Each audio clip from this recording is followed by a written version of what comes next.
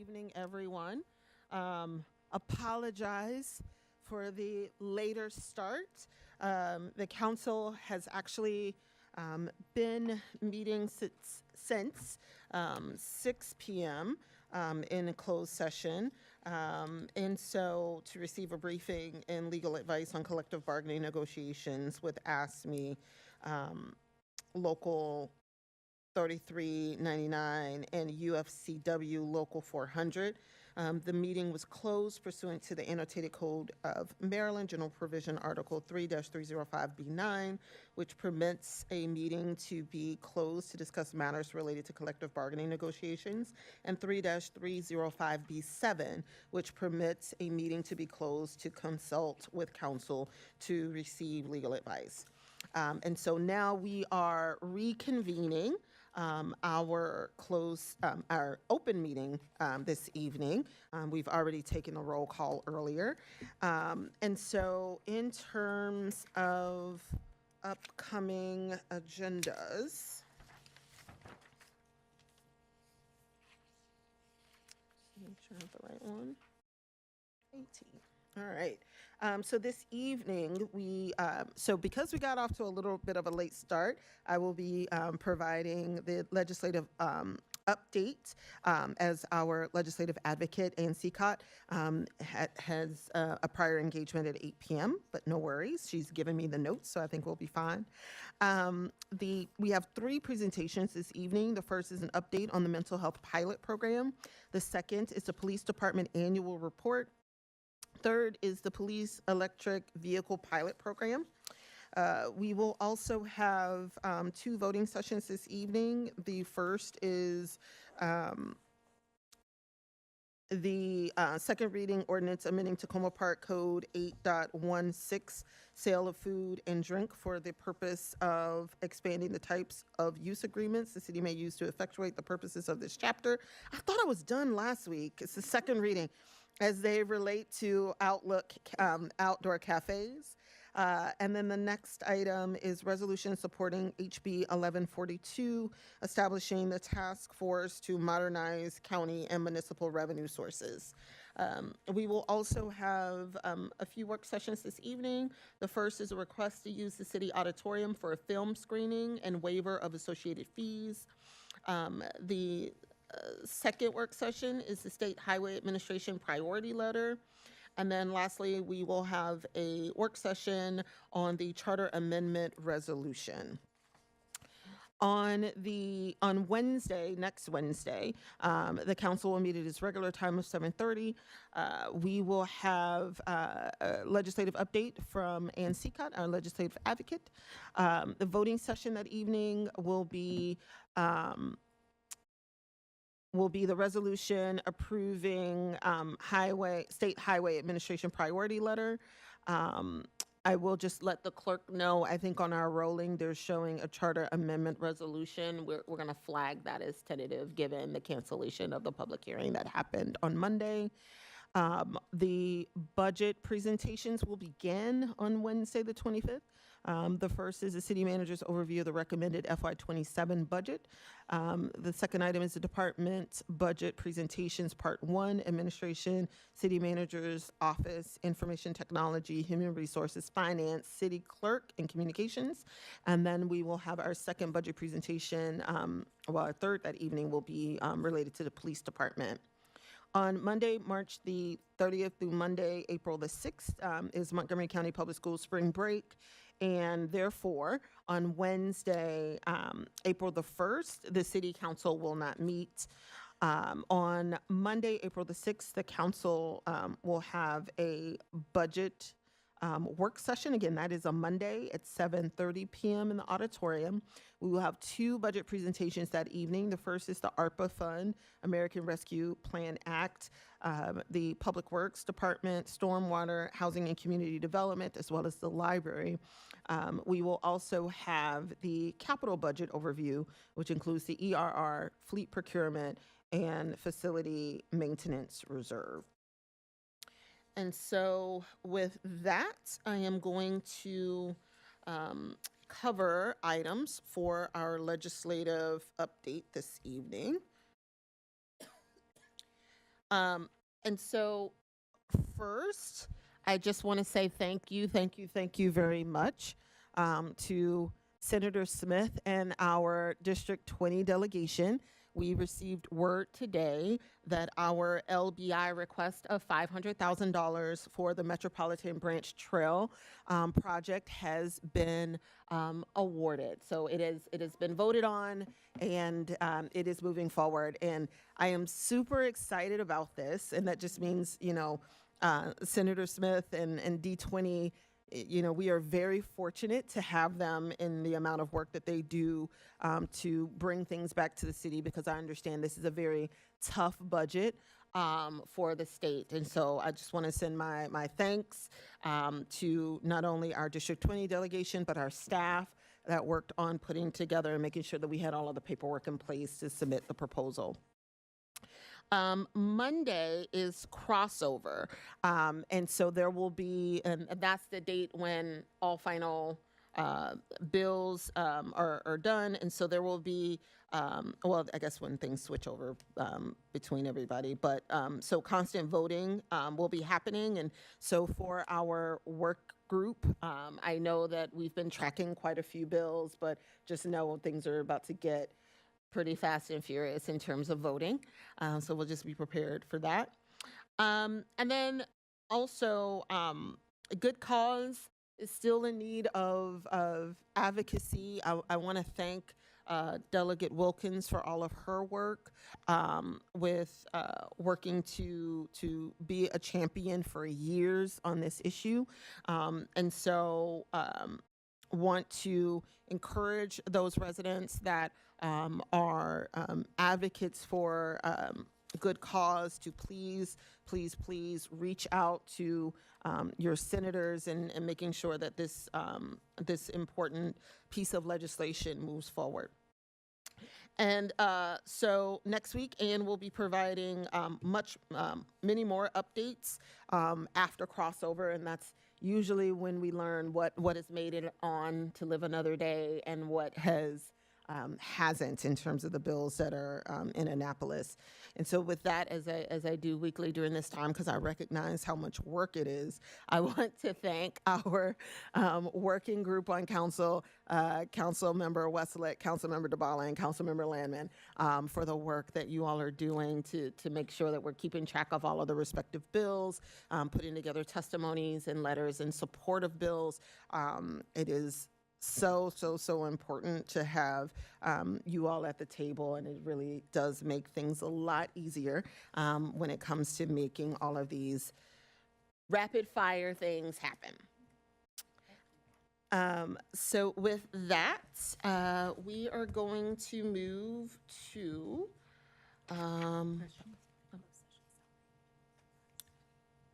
Also question.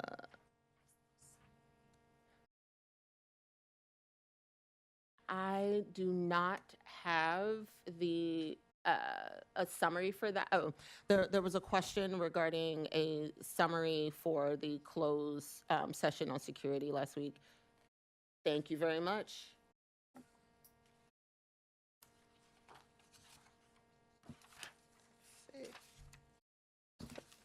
Sorry, I'm not used to dealing with a red folder. Give me 1 second. Here we go. All right. Before you do that, may I comment on legislation? Go right ahead, Councilmember DeBoe. Thank you. So one point for those listening about legislation, the governor introduced a bill, a combined energy bill, a few days ago. It was the subject of 2 days of hearings and on the House side yesterday and today, and I believe it passed the House with a bunch of amendments, is going to the Senate. I know our state legislative advocate, Anna, is tracking it, and will tell us as soon as she has a chance to read it what the changes are. But I know there are some residents who are very interested in climate and energy issues, so I wanted to just flag that for everybody, because it's moving fast. Thank you. And I just want to, so I do want to confer with staff before this closed summary is for the closed session that happened on March the 11th. And that's,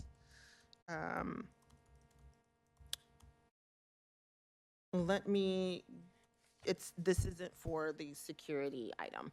So let me just follow up with the city clerk on that to make sure that we have the right item, and we'll make sure we double check that. Okay. I will, no worries. I'll read it after we get through council comments. Mayor Cersei, I just had a quick question for the legislative working group.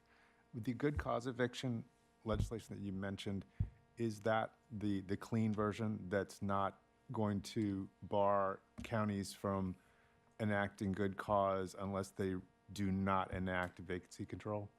So the issue is that there are amendments that are starting to crop up on the Senate side that are introducing vacancy control provisions within the bill. But we as Tacoma Park, we're asking residents who are advocating to Clean not bill, couple those to not elements. couple them. Thank you. Mhm. Okay. And so with that, we are going to move into public comments. Do we have any general public comments this evening? General public comments. Oh, I'm sorry. Comments on voting items. Any comments on voting items? And just as I'm obviously out of practice. And just as a reminder, the voting items this evening: second reading ordinance amending Tacoma Park Code Chapter 8.16, and the resolution supporting HB 1142, establishing the task force to modernize county and municipal revenue sources. Any public comments on voting items? Okay. Do we have any virtual comments on voting items? Okay. We're going to move on to general public comments.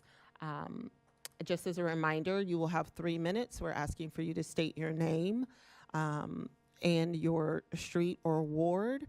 And again, we are asking for everyone to be civil, including no profanity or disrespecting others who are speaking.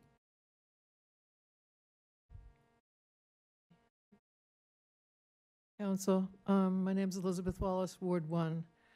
On the proposal to extend the length of time in office, no. Reasons given basically were the time it takes some people to get up to speed and to understand how to review the budget. I say, an ounce of prevention is worth a pound of cure. Instead, I propose City Council 101 course, which some cities actually have, for any resident as well as those who might be interested in running for office. It could include taking a Tacoma Park version of the Academy of Excellence in Local Government course at the University of Maryland, a mandatory reading of the city charter and code, attendance at the Tacoma Park Police Academy, including a ride-along, proof of attendance at a certain number of city council meetings over time, a review of the city budget line items and rationale behind them, reading an estimate from former council members on the time they spend weekly, amount of time, signing a statement that they understand that the current compensation and there was no guarantee of a raise in the future, reading a comprehensive city council transcript of the last 2 years, perhaps. What you can do is just create transcripts using AI from the TV recordings and then feed them again into another AI to get a coherent history of who said what, when, and maybe why.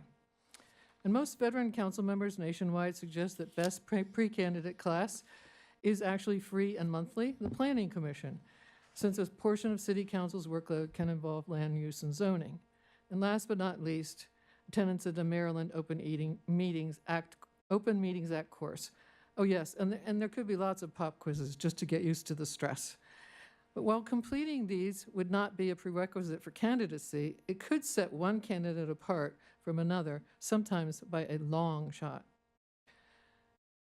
Kudos to Amy Weselick, who came on board in 24, and Kara Hanzek in 22, who are both currently part of the Academy of Excellence. Correct? I don't know how many classes they've taken yet, but Cindy Stabalo is a graduate of the Academy. I don't know the year. They both completed Kara and Amy both completed the Open Meetings Act training at the Maryland Municipal League Conference on June 24th and 25, and Ms. Stabalo did in 2019. But there's no record of Mayor Searcy having taken it, nor council members Landman, Gilbert, or Schlegel, though I do think the latter understand its gravitas. So, bottom line, preparation by candidates is the key to getting up to speed, not longer terms. Before you take a seat on the council, and long before you receive a paycheck. Thank you. Thank you. Do we have any other general public comments this evening? Okay.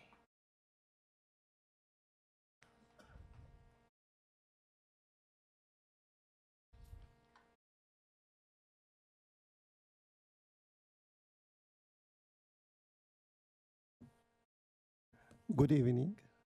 Yeah, my name is Isaias, Ward 4, 7710 Maple Avenue, which is under Mr. Kurt.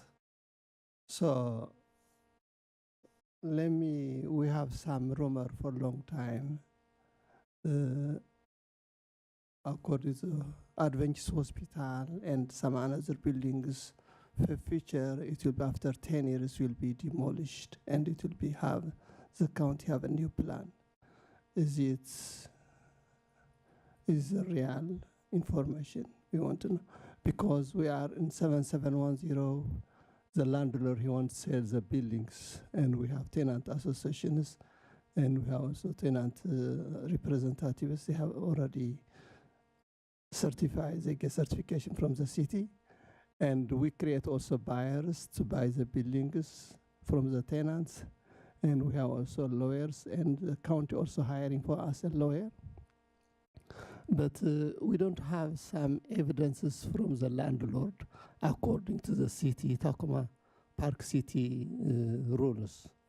And I don't know how we are going to get from the landlord those documents to get for us the information to access. And also the lawyers we have also, according to the Tacoma City Parks, the payment is, it says half of, it says totally 7.5 million, and it is half of the money is around 37,500, the down payment, but we got the lenders of the money, and of course we get some monies, but we don't have enough information from the lawyer to the tenants. So when the tenants are, the lawyers are coming to us, we need translators in Amharic to communicate most of our language barriers. And we have some problems. And we need also some basic information. What we are requested is we never get from the landlord through the city or through the tenant associations. So who can provide us or who can give us this to facilitate our needs? Because it says on the paper, which I have it from the Tacoma City Park, and there is a lot of information, but we don't have anything in our hand except the selling letters. So I don't know if Mr. Kurt or the city can provide to us enough information and to know our rights if we have to buy the houses. Thank you. Thank you very much. And I just want to ask the city manager to make note of Maple View Tenant Association need for translation services for HCD follow-up.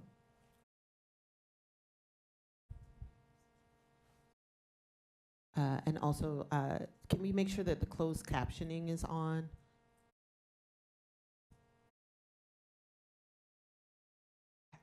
Do we have any other general public comments?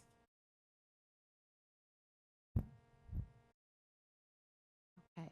Do we have any virtual public comments this evening?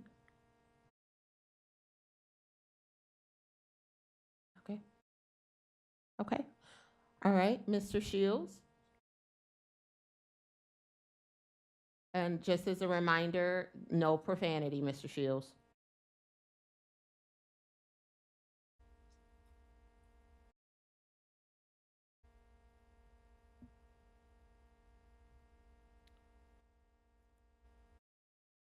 Mr. Shields?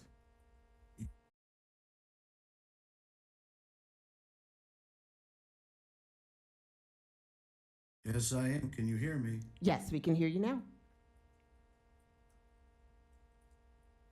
I had asked to make my public comment as anonymous, but you refused to allow me to be anonymous. You refused to allow me to speak under a pseudonym.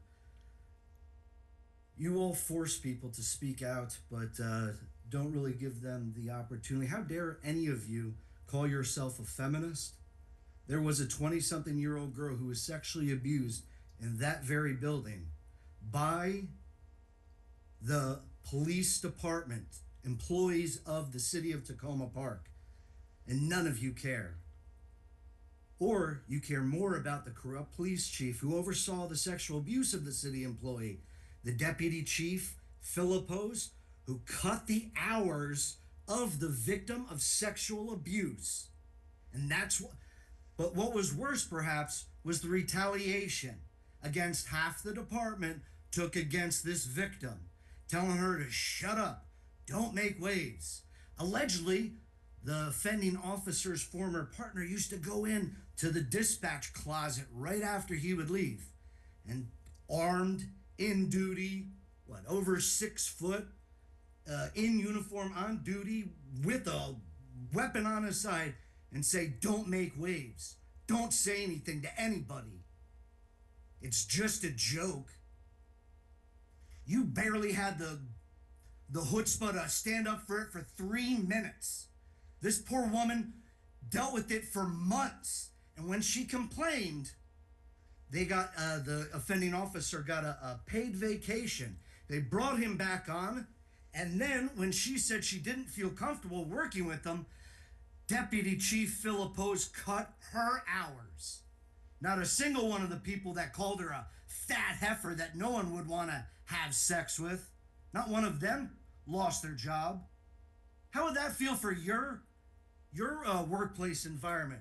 How would you like to see videos of various sex acts being performed by Ms. Dabala or Rhonda Spirito? Would that make you feel comforted if you made it very clear to them already you didn't want to see those videos?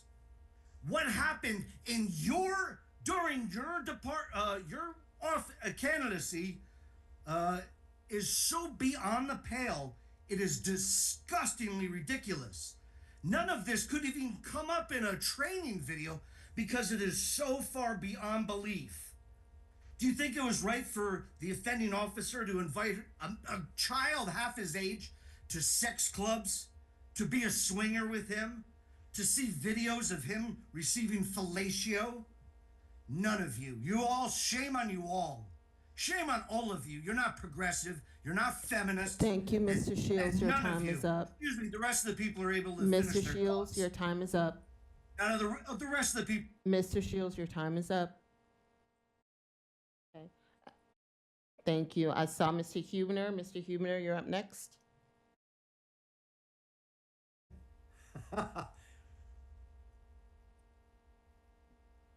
She's disabled the video and the audio. There you go. Can you hear me, Mayor Searcy? Yes, we can. Oh, thank you very much. I think that we missed Jesse bad, but I'll have to get used to it.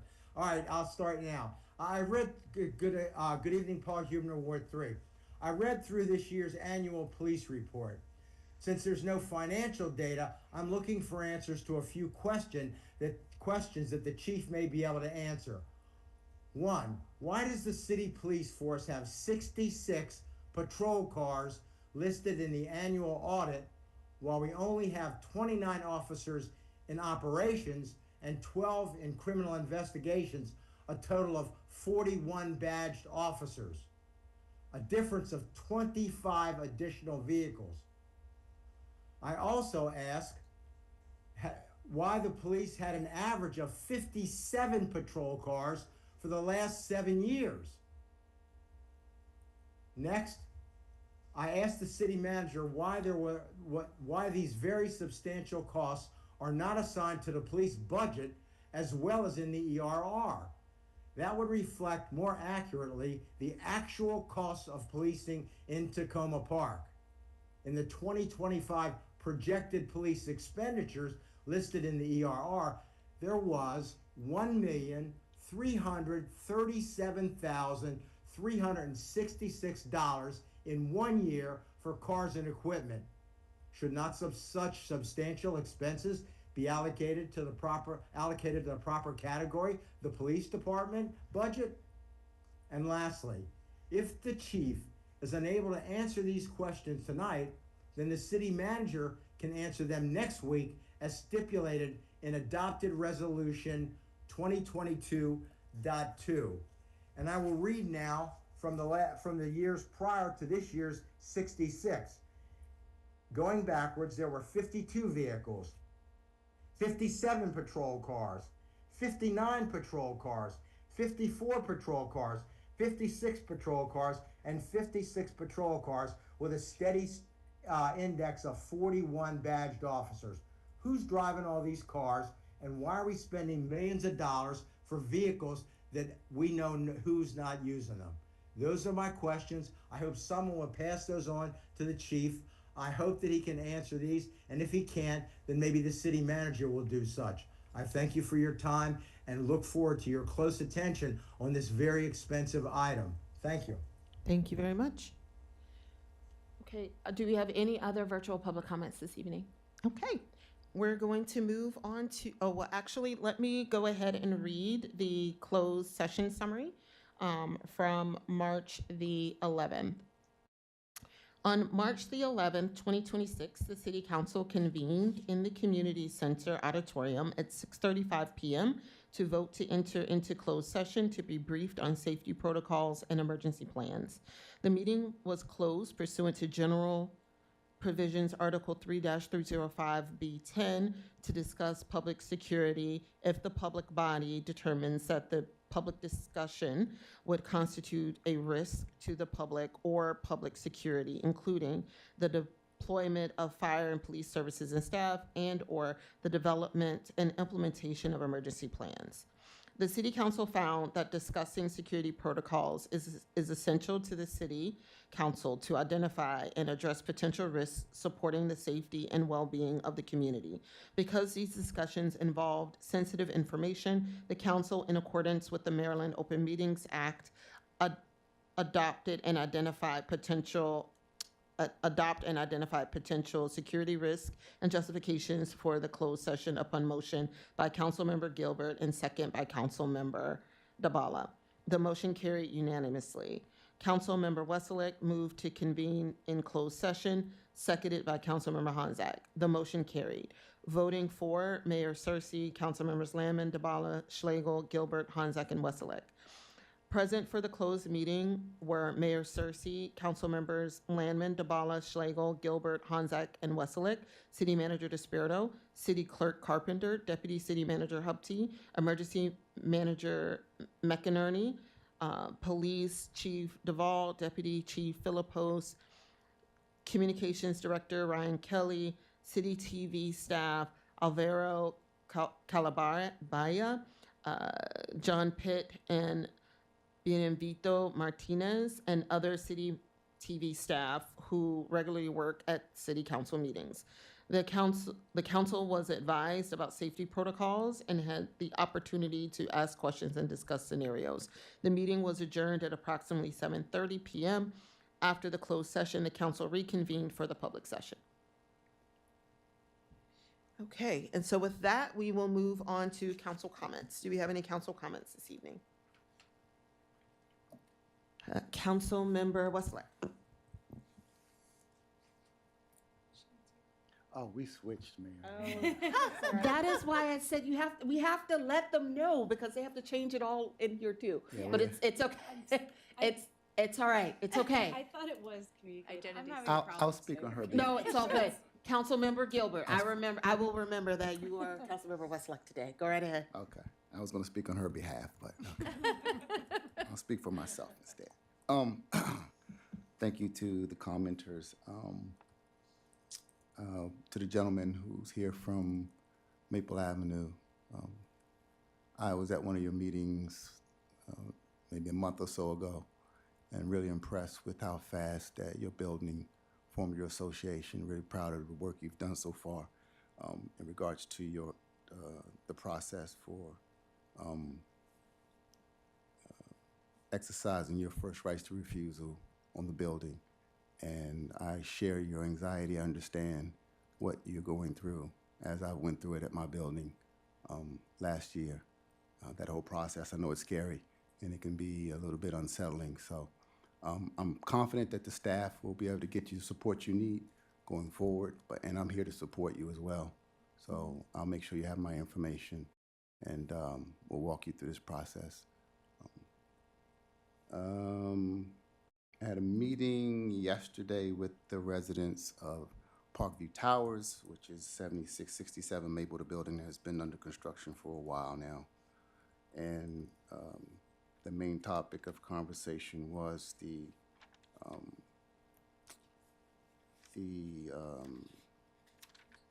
rent stabilization review, and good conversation. The survey that went out as part of the tenant survey that went out as part of this process, not many of them received via mail, at least at that property. I received mine at my building, so I'm just curious if we had some mailing issues. And the one thing I also noted on that survey was that there was no date that the surveys had to be in. I completed my survey online, and it said explicitly that the date was March 31st that they had to be done. So I'm not sure if the same expiration date applies to the surveys that were mailed out. So I've been looking to get those answers, I don't know, I guess from Housing Community Development staff. But yeah, good meeting, and thanks to the residents at Parkview Towers for having me. And then a real quick update from Councilmember Siemens in regards to Joyce. She had her surgery last week, I believe it was a couple of weeks ago, the 13th of March, and she's home and recovering, and the surgery seemed to be a success. So we're glad that that went well for her. And that's it for me. Thanks. Thank you, Councilmember Gilbert. Councilmember Honzak? Yes, thank you, Mayor. So various things. First, thank you to those who came out to speak tonight. I always appreciate hearing from you. I am sorry, sir, that your young gentleman there had to listen to the words of one of our constituents that were not very youth-friendly. We tried to make this a space that is welcome to our young people. It's not every night that we hear that kind of comments, but you were noble to stick it out, sir. And thank you to Ms. Nalvarte for your excellent support this evening. It has been a big job. Happy Eid starting tomorrow night to those who are celebrating. I've got my own St. Patrick's Day green. That's what I was celebrating last night, hoping for the luck of the Irish. I'd like to also congratulate everyone who's been involved lately, and particularly our management and Andrew Bolduc, who have been working hard to fill staff positions. I'm excited to see our new HR director, which I'm sure she will get recognized in a moment by our city manager. But in the meantime, I just wanted to say welcome to all the new staff that have joined us in the last few months. It's really cool to see our staff getting filled out and have empty seats filled and feel like we're operating at full capacity and able to do the things that our city wants to do. So congratulations to everyone who's made that happen. Last week, I was really pleased by the intensive participation and excitement of three residents of Essex House. Everyone knows that I don't have many tenants associations. We don't have many tenants associations in Ward 5, and although we have multiple multifamily buildings. And And so we agreed that we were going to at least try to stand up some communication. So we spent 3 hours. We planned to spend 1.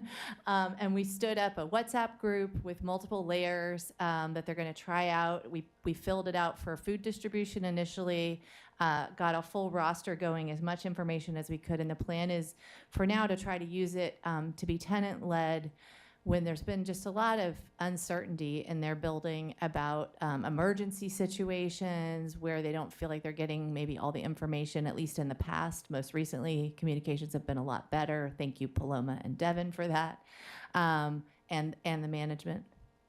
What's going on? Change my mic? Oh, not me. Okay, sorry. Saw movement back there, everybody.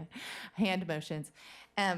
Anyway, it was really exciting to see this list get stood up, and I welcome anybody working with further from the staff with them to really kind of get them going. I don't think they're ready to start a tenants association. They're a little intimidated by that. It was really tough during COVID, but it was a huge step forward, so excited. Test Center had just reopened today. I just saw the announcement for those who may be dependent on services. It's just beyond the northern border of our city, and it's a great place to go for legal services, including related to guardianship, if any of your residents need that. Also, it was having a lot of issues after the fire. And had closed down temporarily as well. They also work with people on SNAP benefits and all sorts of other county resources. And then finally, just a couple days ago, I'm also excited to share that the Long Branch Business League through MHP, I met with a small group, and they're looking at maybe changing the direction, one part of the direction of the 5K. If you don't have the 5K on your calendar, it's November 8th. It's in November every year. And the proceeds from the run go to one of our 3 business associations in the city, the Long Branch. So we are not without a 5K, everybody, November 8th.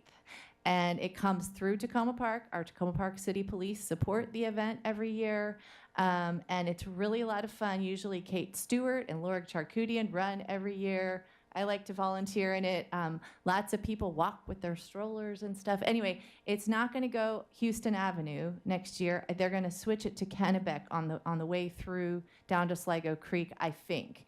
They're going to be working with city staff and county to kind of make that work, but I'm just flagging that for residents. I'm excited that I live on Kennebec, and that's going to be fun for me. But there was just a lot of traffic on Houston, and it was really pretty hard to manage the last few years. So they're hopeful that this is going to help with that. Thank you. Thank you, Councilmember Hanzak. Councilmember DeBala. Yes, thank you. Very quickly. I spent the last few days at the National League of Cities Congressional Conference here in D.C.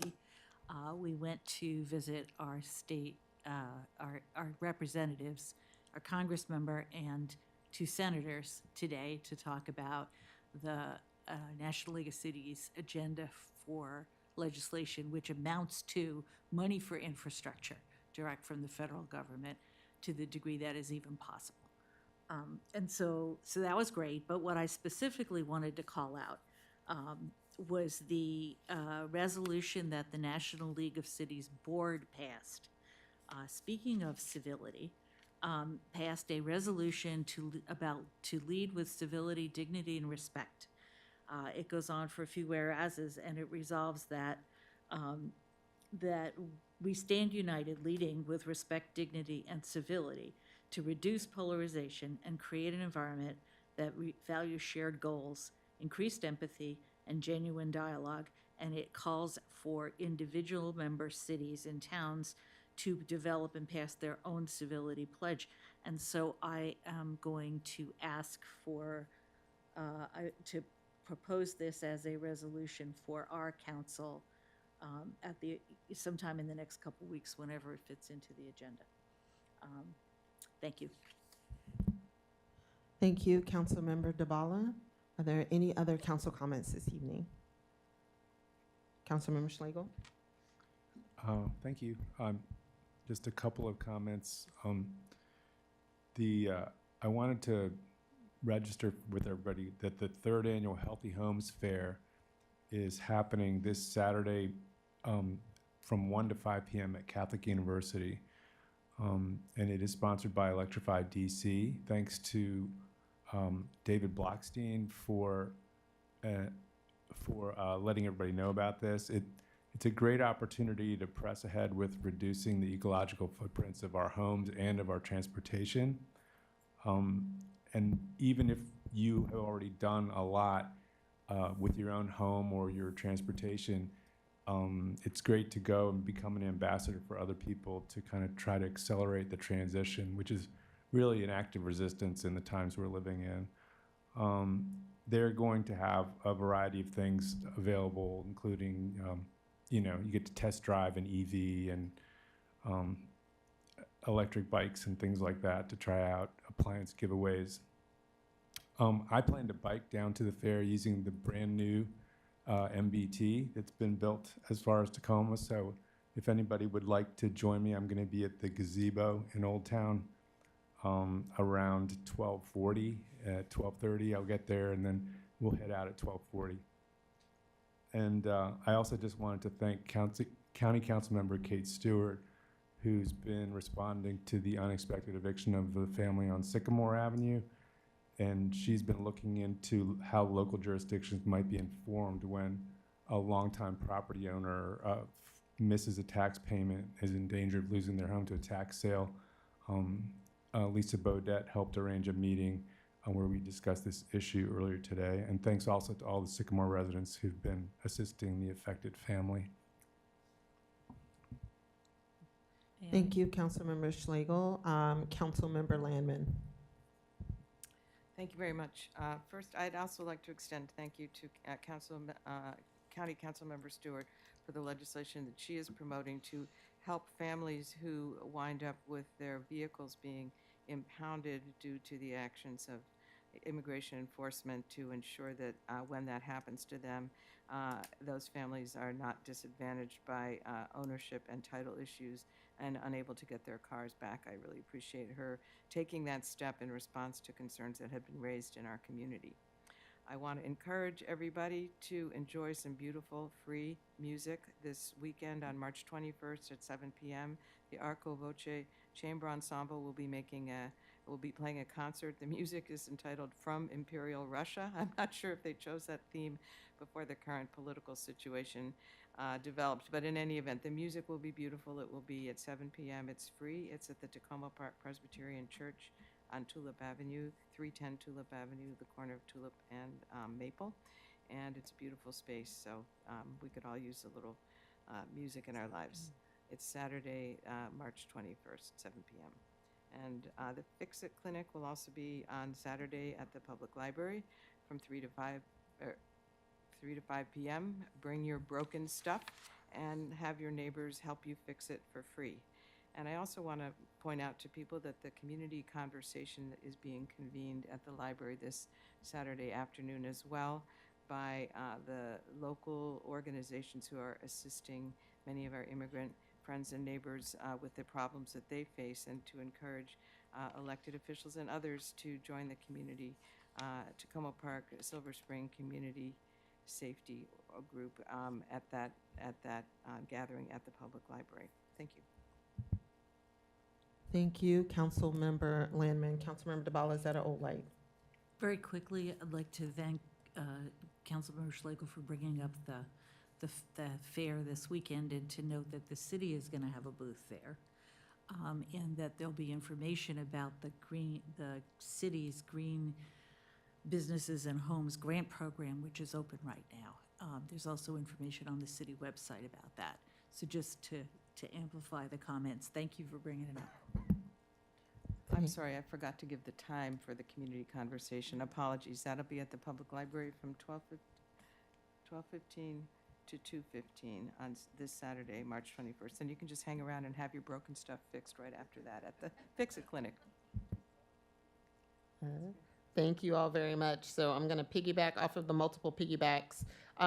Also, our sustainability office will is organizing a field trip for residents who want to travel together to the Healthy Homes Fair.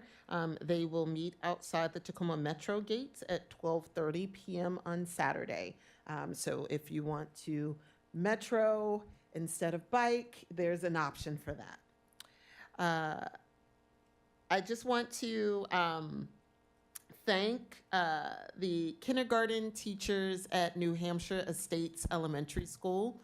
I had the pleasure last week of speaking to about 80 kindergartners. It was awesome. They came in batches of 20. I learned a lot about the joys of kindergarten, and they learned a lot about the city of Tacoma Park and what the mayor does. And I will say, because I do have the police chief in the back, when I asked the kindergartners what did they want to be, the number of little ones that said police. So I told the kindergarten teachers, I said, I've got to get our police department out here with the cars, because there were so many that said police. So we're gonna have to arrange that when the weather breaks. We gotta get the lights going at New Hampshire Estates Elementary School. I was also invited to a donut party, which made me believe that I did a good job. I also want to thank the students at Montgomery Blair High School, the CAP program. Last week had a chance to talk to them as well. I was in a difficult position because I was the last speaker before karaoke. No, but I did stick around to see what songs they would pick. And to my surprise, the early 2000 picks were met with a lot of, I don't know that. And I said, ooh, Poker Face, Lady Gaga, you don't know that? Ooh. So it did make me feel quite old. But it was a wonderful opportunity to engage with so many fantastic faculty at our high school and elementary schools, and the amazing students and parents that are shepherding them through. So thank you all to everyone that had invited me out to speak last week. In terms of what is coming up next, as a reminder for my colleagues, tomorrow is an MML chapter meeting. That is at 6:30 tomorrow via Zoom. So just want to remind folks to check your inboxes about that. On Saturday, there's a lot of things that are going on Saturday. There is also the Tacoma Park Opioid Awareness Summit that will be at 10 a.m. Here in the from 10 until 2. And then there's was already mentioned the CSN community conversation that is happening, as well as the Healthy Homes Fair. So there's just a lot of things that are happening and overlapping, either in the auditorium or just across the city. So definitely want to encourage people to come out and partake of some of the wonderful information sharing that's happening throughout the city. And with that, I'm going to turn things over to the city manager, Councilmember Honzak.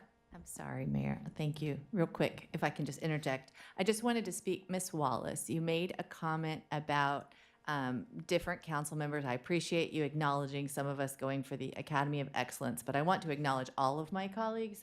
I think everyone that is sitting up here, we are given the wonderful opportunity, and thank you, Tacoma Park residents, for paying the bill for us to go get educated every year, a few different times of year. There's the National League of Cities and the Maryland Municipal League Conference that happens a couple times of year, and we get to go to one of these at least once a year. And I think everyone up here has been able to take advantage of that, including those who were not named, including my colleague, Councilmember Gilbert. So I just want to acknowledge the education that everyone is partaking of, and we do appreciate residents for helping make sure that we are able to get that kind of education, whether we've been able to make time for it or have the budget for it before we join council. Thank you.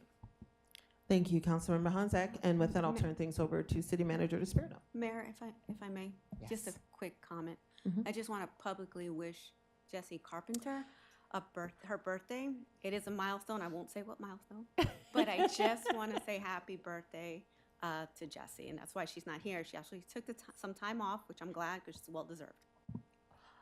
Thank you very much. But I know that Jesse will likely be watching, so if everyone will just partake of a I just quick publicly embarrassed her. singing happy birthday to our city clerk, just to publicly embarrass her a little bit. And embarrass her. But also because we know she's watching, because Jessie just works like that. It's horrible.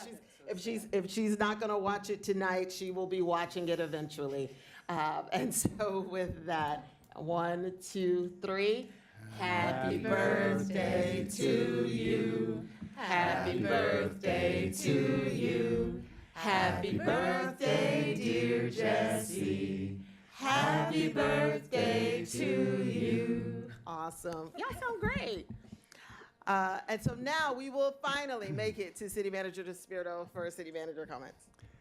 Well, I can't really top that, but I'll, not likely. From the, just a brief report this evening, given we got a late start. Housing and Community Development Department reports that on Friday, March 20th at 7:30 at the Community Center here, please join us for an evening of poetry, music, and spoken word, where more than a dozen local poets and musicians will share their talents that embrace a sense of sanctuary and community. This free event is organized by Tacoma Park Poet Laureate David Alberto Fernandez, the city's Tacoma Park Arts Series, and Vocal Tacoma.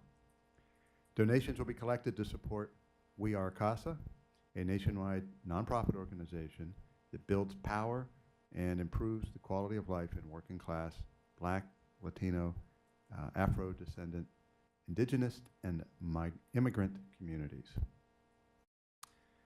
From Recreation Department. The Recreation Department's teen program has been very active this school year. Between after-school activities and the teen lounge, trips, classes, and consistent teen nights each month, teens have had tons of opportunities to get out and have fun. The next teen night will be held on April 17th, where they will get to enjoy food, music, and an immersive gaming experience with Next Level Gaming. The annual egg hunt is right around the corner. This year's event will be held on Saturday, April 4th at Ed Wilhelm Field. This year's event will have a photo booth, games, roving entertainers, balloon twisters, face painters, touch a truck, and crafts. For more information, please contact John Webster at johnw@tacomaparkmd.gov. Spring break is the week of March 30th. The Recreation Department still has spaces in their youth basketball skills camp at the Recreation Center and the teen camp here at the Community Center. You may register at tacomaparkmd.gov/activenet. From the Police Department, and Mayor Searcy alluded to it, the Opioid Awareness and Harm Reduction Community Event will be March 21st from 10 a.m. to 2 p.m. Come here to the Community Center Auditorium to engage with panels of experts and advocates to hear what's being done to further reduce harm and what you can do as a concerned citizen to help save lives. Attendees can also learn how to properly administer Narcan and basic first aid. You can also tour Montgomery County's COPE trailer. We ask that you register in advance using the link in tomorrow's posted city manager comments.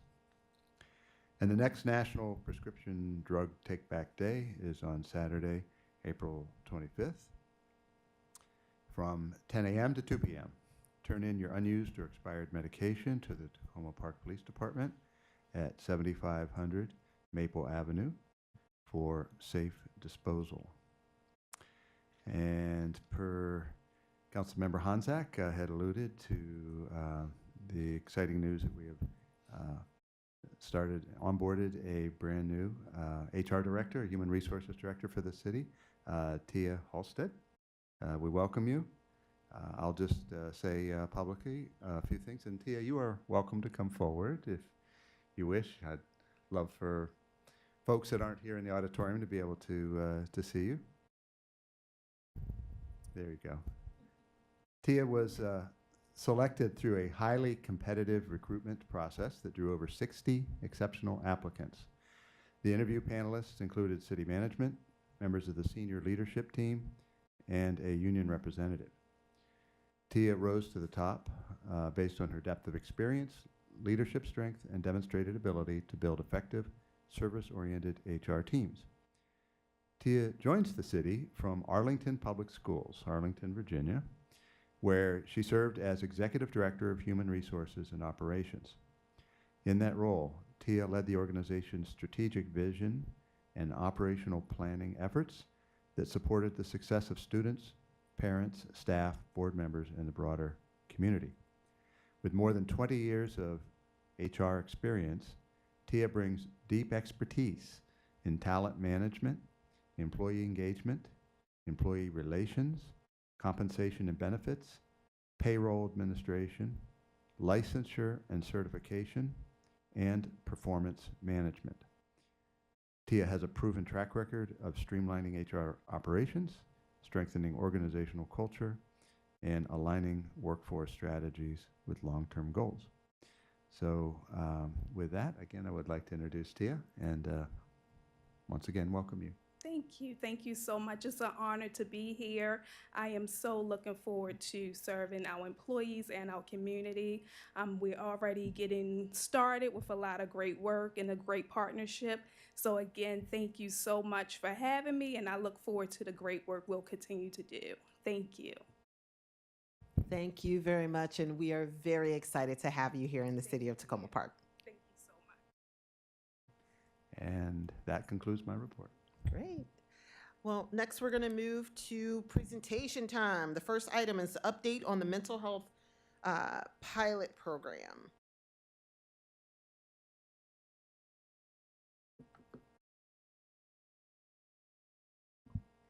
Good evening. I am, can you guys hear me? Okay. I'm Zmara Habte. I'm the Deputy City Manager. And tonight we're doing a presentation on the mental health pilot program. Just a brief introduction. This is a 15-minute presentation. The mayor is holding me to that, and I am timing myself. So please hold your questions to the end. I also want to share that I am joined by colleagues from the police department, Chief Duvall, Deputy Chief Philippos, and Matt, who is a commander of support services. Also with us online are our county partners. I don't believe Monica is on, but Dernay Hill, who is a senior administrator for crisis intake trauma services. Beth Tebenchuk, I'm so sorry, Beth, is a manager, also a licensed therapist, and Lois Norden, who is also a licensed therapist and the supervisory therapist. Just a quick overview.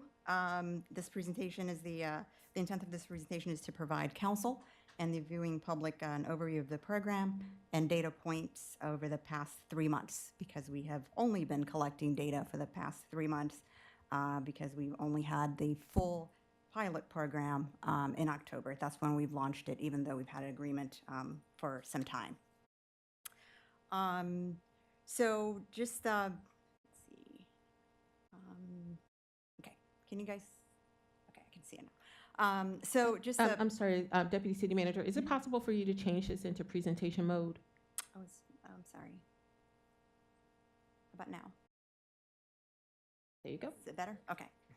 All right, so I'm not going to read over this, but essentially what we have is a community-oriented policing, which focuses on building trust between law enforcement and communities.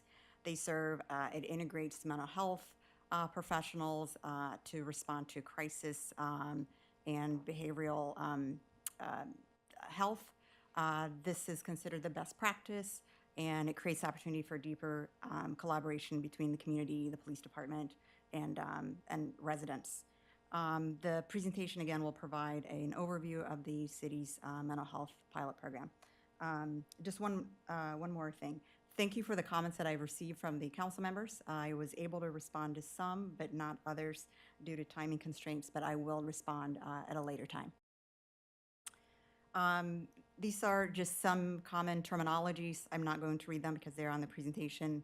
You will see the words collateral, PD consult, and EEP in a later part of the presentation. Just some background, the city and county executed an agreement in 2023 in which the county would provide 2 clinicians funded by the city for 2 years. The city also provides office space for administrative work and office equipment. As some of you may be aware, the city faced challenges in hiring as we were not able to find qualified candidates for a while. The city hired its first clinician in mid-2024 and a second clinician in August of 2025. We also had staffing change in 2025, causing us another delay to the implementation and due to the vacancy. Then in October, we were able to identify 2 part-time clinicians who have since joined us, and I forgot to introduce them earlier. It's Yolanda Pearson is our full-time clinician. Audrey Doug is our clinician who's here part-time, and then Karen Barris, who's also a part-time clinician. Back to the program. So once we had the 2 part-time clinicians, that allowed us to have an FTE, and so this is the first time since 2023 that we've had 2 FTEs, 2 full-time equivalent, and therefore allowing us to launch the pilot program.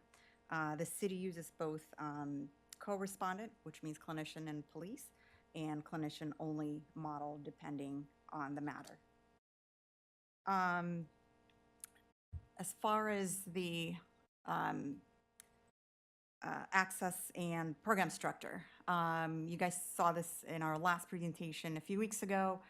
This here only is meant to illustrate how residents who are seeking mental health services can seek and connect. So most of the calls come through TP Police. Sometimes they may come through other departments. I have HCD listed here just because of the social services, social work types of work that is embedded in housing. So the calls can come in any other department, TPD, and then they are connected with mental health clinicians, though not directly. But again, this is just to show how residents often reach to the mental health clinicians. The decision tree, again, this is just meant for internal. The idea here is if it's during office hours, meaning generally our staff is here from 8:30 to 6 p.m. Sometimes they're here as early as 7:30. So if it's during normal business hours between 8:30 and 6, calls would be directed to the mental health clinicians. If it's after, it would go to County Crisis Center, and if it's imminent danger, it would go to 911. Oh, I'm so sorry. This is a bit hard to read, but I have a different one. Okay. Let me unshare.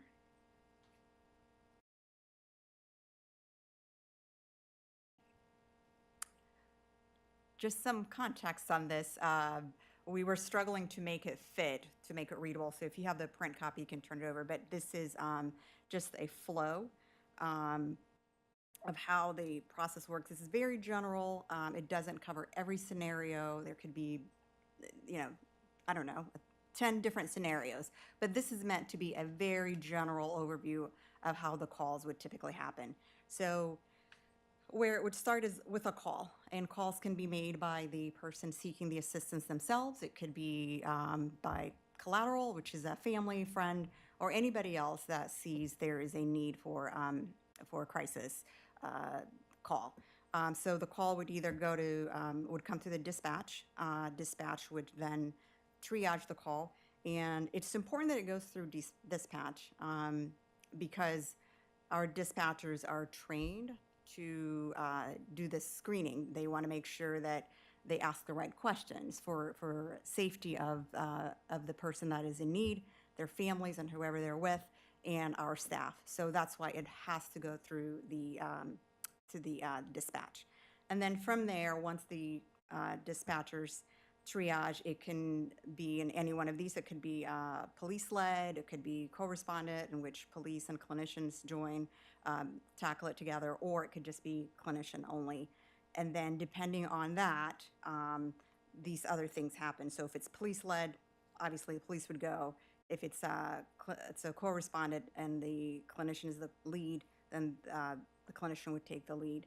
And if it's clinician only, there's still assessment, there's still back and forth with police because police are an important part. From there, then it whittles down depending on what the clinician comes up with. It could be a decision tree of, are there safety decisions that need to be made? Does police need to get involved? And then, or is the clinical decision, are they stabilized on site or are they sent to a referral for more assistance? And then resolve, which means on-site stabilization, whether it's crisis center or other hospital emergency room. And then follow-up. The follow-up would generally consist of follow-up with family, healthcare resources, hospitals, crisis center, shelter, and connecting and pointing the callers to the right service.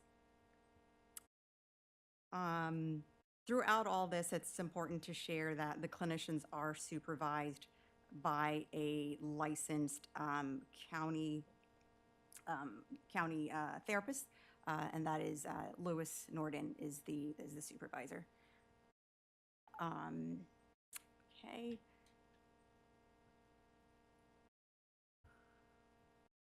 So again, we talked about this earlier. So the next part is the data, facts and figures. Again, as I stated earlier, we started collecting data on December 1st. And so the data that you're seeing here is very limited, through February 28th. So we fielded 89 calls. And if you divide that by the number of days, work days, there were about 62 days or so. So that's about 1.4 calls per day during this short period. So what we've been collecting since then is the time in which the calls are initiated, the type and method of contact, the response model used, and the incident type. So with that, Councilmember Hanzak, we added the numbers. Thank you. So we have here the times of the calls. A lot of the calls seem to come between 10 a.m. to between 10 and 1. We had the highest call volume, 37 calls. And then the next highest call is between 1 and 3. So we can say that a lot of the calls are coming between 10 and 4. And then we have a few calls after 4, 7, and then a few calls between 10 calls between 7 a.m. and 9 a.m. This graph here it shows the response contact by type. So in this, we show 35, which is the highest one, as a collateral call. This type of call indicates how clinician interacted with the client or interested parties, such as hospitals and families or shelter. The clinicians log these contacts based on whether they are new client or collateral party follow-up. The majority of the clinicians' contacts involve following up with the collateral, which is again 35, to provide assistance and resources. And then the second highest contact, as I mentioned, is our clinicians providing resources and support to PD staff, and that is the 24. Next, we have the response model type. So of the 89 calls, the majority of our calls, 51, almost 52% or 46 is clinicians only. The next highest, 27 or 30% is the co-respondent, which is police and clinicians.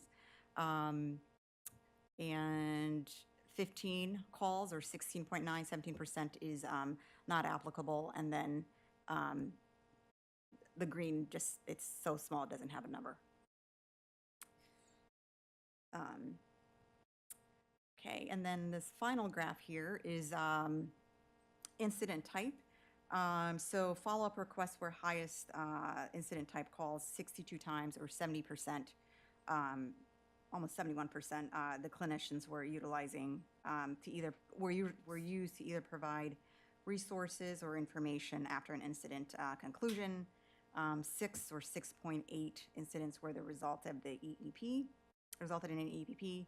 There were 6 incidents or 6.8% incidents in which the clinicians provided on-scene support, crisis, family support. There were 4 incidents or 4.5 where clinicians provided outreach supports, and the clinicians logged 4 training dates. We're going to continue. So like I said earlier, we just started collecting the data.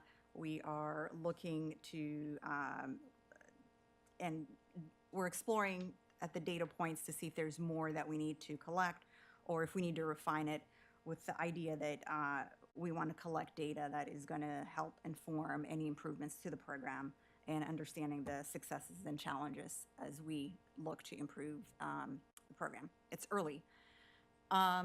So then next steps, April 2025, the city submitted a funding application for 1-year funding through the federal earmark process.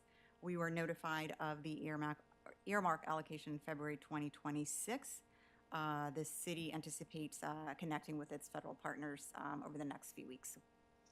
The city, we continue to seek funding from Montgomery County for FY27 and beyond. And the city and county will tentatively be executing a new MOA in 2027, which starts in July 1. We are currently operating on the FY26 MOA, which expires at the end of June. And with that, I went a few minutes over. I'll turn it over to you. Well, thank you so much for this presentation and for the county staff that's available tonight. I know it's a late hour. A few questions I have are more technical, and I can send these comments to you later. One of the things that I struggled with a little bit in the presentation is following your denominator. So when we are talking about like the number of reports on slide 13, for example, it seems like we're only talking about those reports that came in that, are we saying, involved the counselors directly during normal business hours? Because when I'm counting up the hours here, it seems like this is from like 7 a.m. until like 7 p.m. Mm-hmm. So we're not necessarily talking about a full day. We're talking about within normal business hours. And I just want to make sure that when we're thinking through these data, that the right context is provided. So if this is a smaller subset, so in going back to the prior, a couple of the slides prior, when you were kind of walking through the decision tree, it was really clear that there may be calls that come in during off hours that the police department is responding to. I don't know to what extent those calls may need to have some additional follow-up by our mental health counselors, and to what extent we're tracking that. And then also for those calls that maybe that happen during off hours and individuals are going to 311, which I'm not exactly sure. That a separate question is, how does 988 play into this, right? Because I'm not seeing that. You know, how does all of those different pieces come together?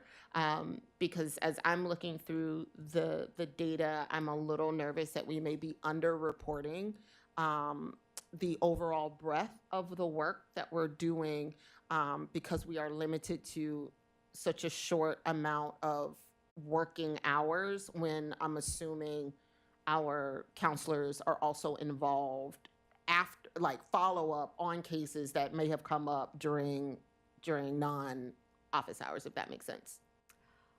Do you want me to, so this, and correct me if I'm wrong, this data here is, we're not yet collecting for calls that come in after hours. This is only data during the limited time, limited 8 hours or so that we have clinicians on site. That's all this is measuring. Correct. And what I'm saying is that we need to be mindful of the fact that that could potentially have a view that the overall work that's being done is less than what it is. Because if we're only accounting for the reports that happen by the clinicians during normal business hours, and I'm not exactly sure if we're also including the co-responses here or just the counselor solo reports. I'm just trying to make sure that we're thinking through the full breadth of the work that's going into this pilot, and that we're not inadvertently selling ourselves short through the data by just honing it in to what is in essence a sliver of the full breadth of the work that's being done. Yeah, Madam Mayor, if I can just, you're absolutely correct. The information that's being provided is just for us to understand during that percentage of time what calls could be diverted to the mental health counselors only, which calls could be a co-responder model. We still absolutely capture the calls that fall outside of that zone. So for example, during the pilot program, there were on average 1.4 calls per day, but that was only during that 8-hour period. So when the final report is submitted, or the report is submitted, it will have hours from within the actual pilot time when the counselors were working, but it will also have a comparison of the calls that fell outside of that. They won't necessarily go into the graphs or to the percentages of how many calls could be diverted, because that's what we really want to know. The goal in this is to divert as many calls for service as possible to that clinician-only response. So we're absolutely capturing that data as well. That data will be shown. So what you'll see is the documentation for this is the time which the counselors were available, but we also had this many calls outside of that scope. They won't go into the percentage of calls because we didn't want to skew the percentages by having the 24-hour period there, and then it would show that a lot more calls for service were handled by police that wouldn't necessarily been handled if we had the counselors. I mean, I understand that dilemma, but it could also, given that this is a pilot, if there are more calls that are coming in during those non-office hours, then having that data could also state the case for maybe having additional counselors that might be able to respond at night or overnight, because that's when some of these things may more likely kick up. So I'm just trying to encourage us to think more about how all of this fits together and not necessarily just kind of compartmentalize ourselves. And the 988, how, I know that one part of the pilot was to really see how to help with dispatching and coordinating 988 calls that may come through in addition to the 911 calls.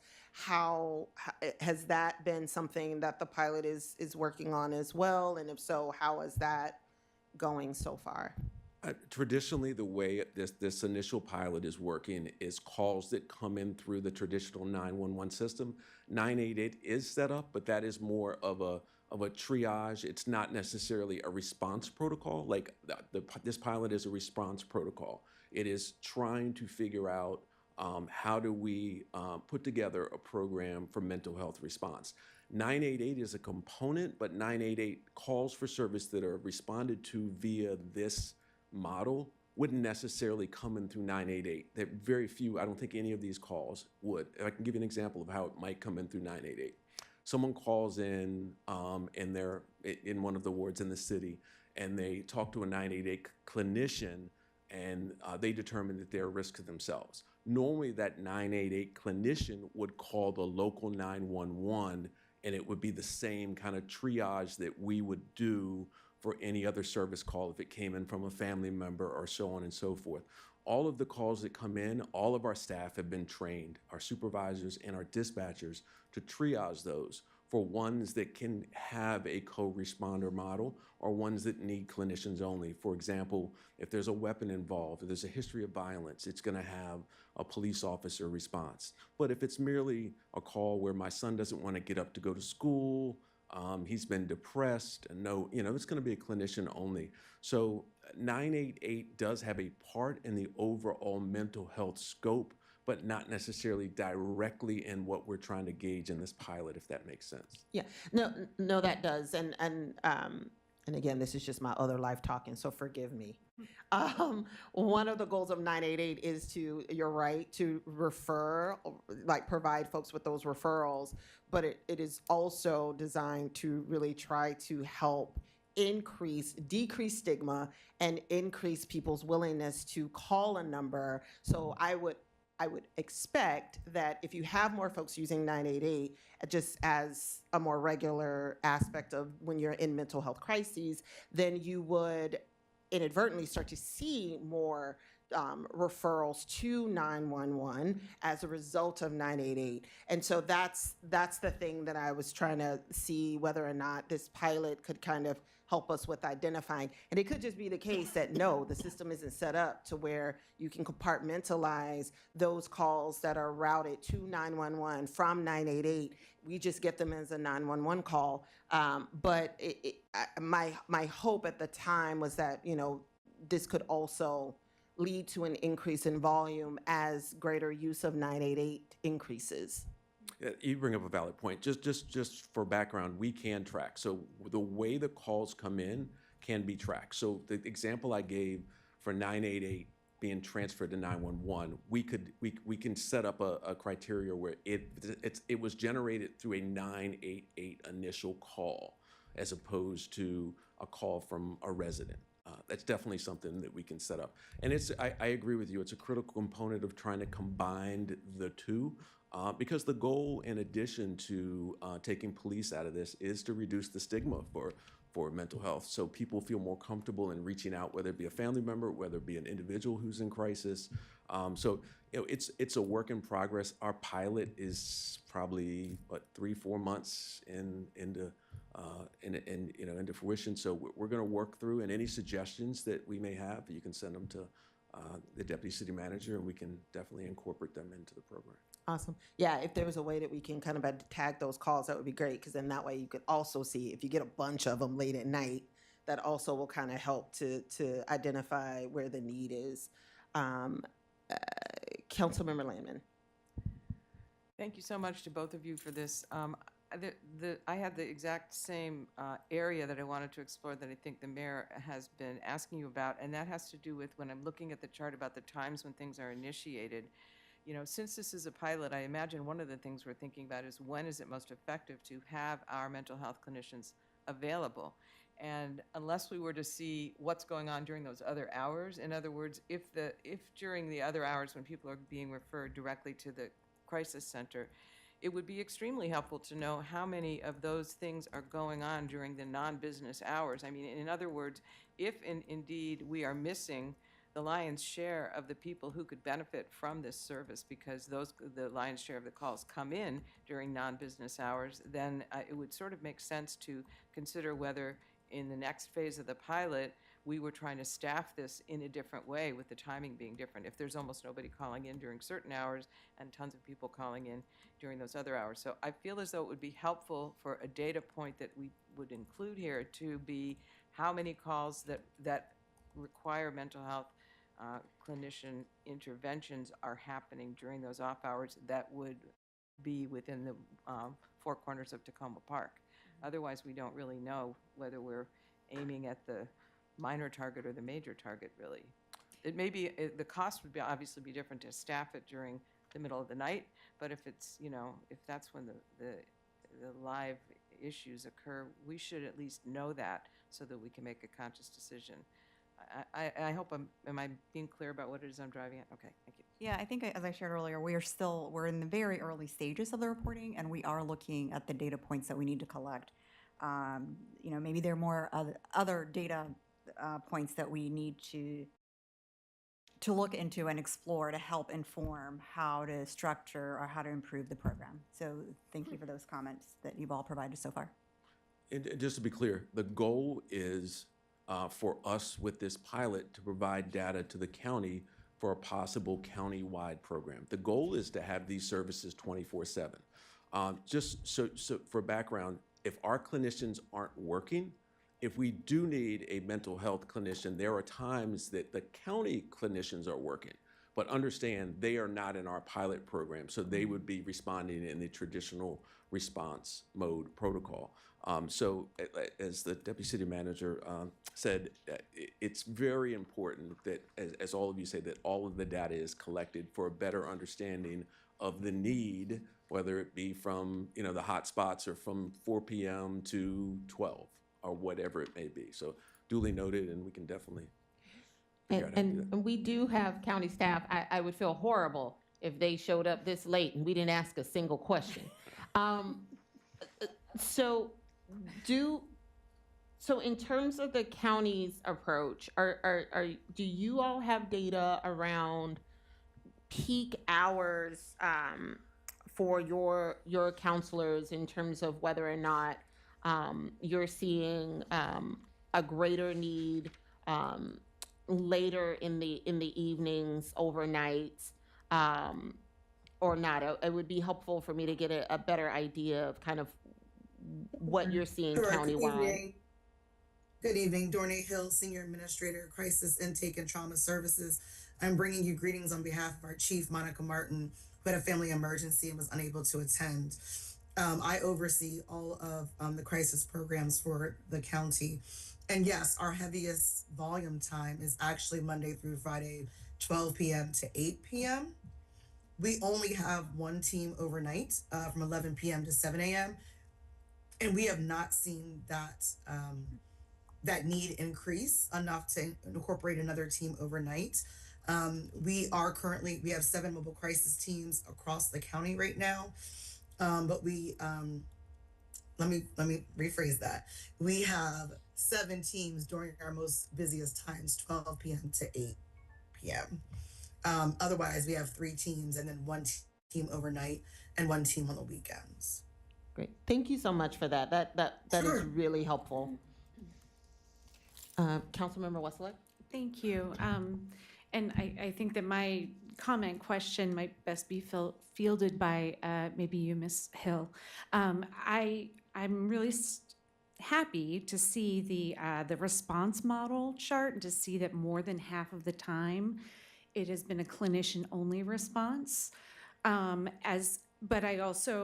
I'm a little concerned with the one green sliver of clinician-only police added after contact.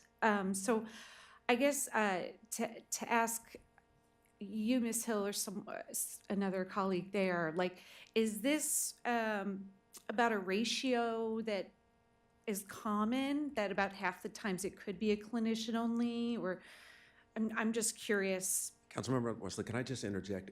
Their pilot only has a co-responder model. Our pilot is the only one that's doing the testing. So all of their responses involve police with them. No, they actually with your staff or with my staff. I'm sorry, with the Tacoma Park clinicians. Yeah, we were talking. I think Councilmember Westlake may have been asking about countywide, and I just wanted to clarify what your response protocol was compared to this pilot program. So if you can clarify that, that would be helpful. Sure, absolutely. So our response is we have a tiered, a common triage and dispatch protocol. So our goal for our county executive is to have more clinician led. So police only go out if there is a need for, there's a safety concern, there's weapons that in the home, is there a history in the last 6 months of violence, things like that. Otherwise, and Beth can chime in as well. This is her, she runs this program every day. But we're seeing about a third, right? A third of our responses are without police and we never need them. A third are a co-response where we are going with the police, or the police are on scene and call us out to assist them. And the other third is where we go first, which is representative of the slither that you see. And then we have to call police for assistance.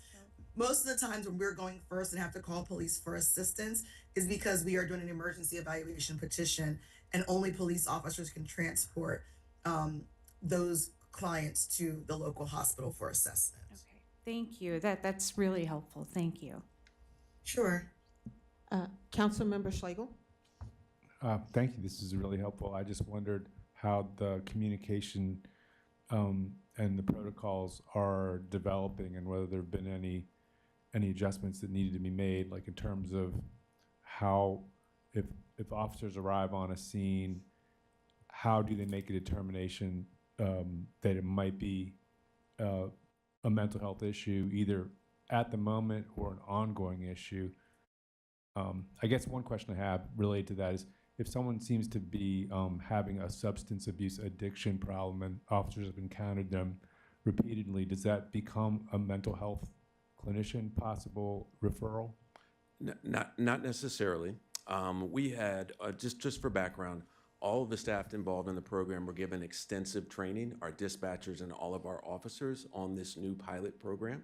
We'd be happy to share those modules with you so you can see specifically the training that they went through. But for example, the police officer example, if a police officer is in the field and they encounter someone who they believe is in mental health crisis, they are going to automatically contact our counselors to come out, or if they're not working, other counselors. But just merely a substance abuse program or issue doesn't necessarily automatically trigger, but when there's a combination, normally when there's a substance abuse problem, and I'll allow Dornay or someone else from the county to speak from the technical standpoint, we find that there's also a mental health component, but I'll let one of them speak specifically on their thoughts on that particular. Beth, would you like to speak, or would you like me to continue talking? That's up to you. Oh, we can't hear you.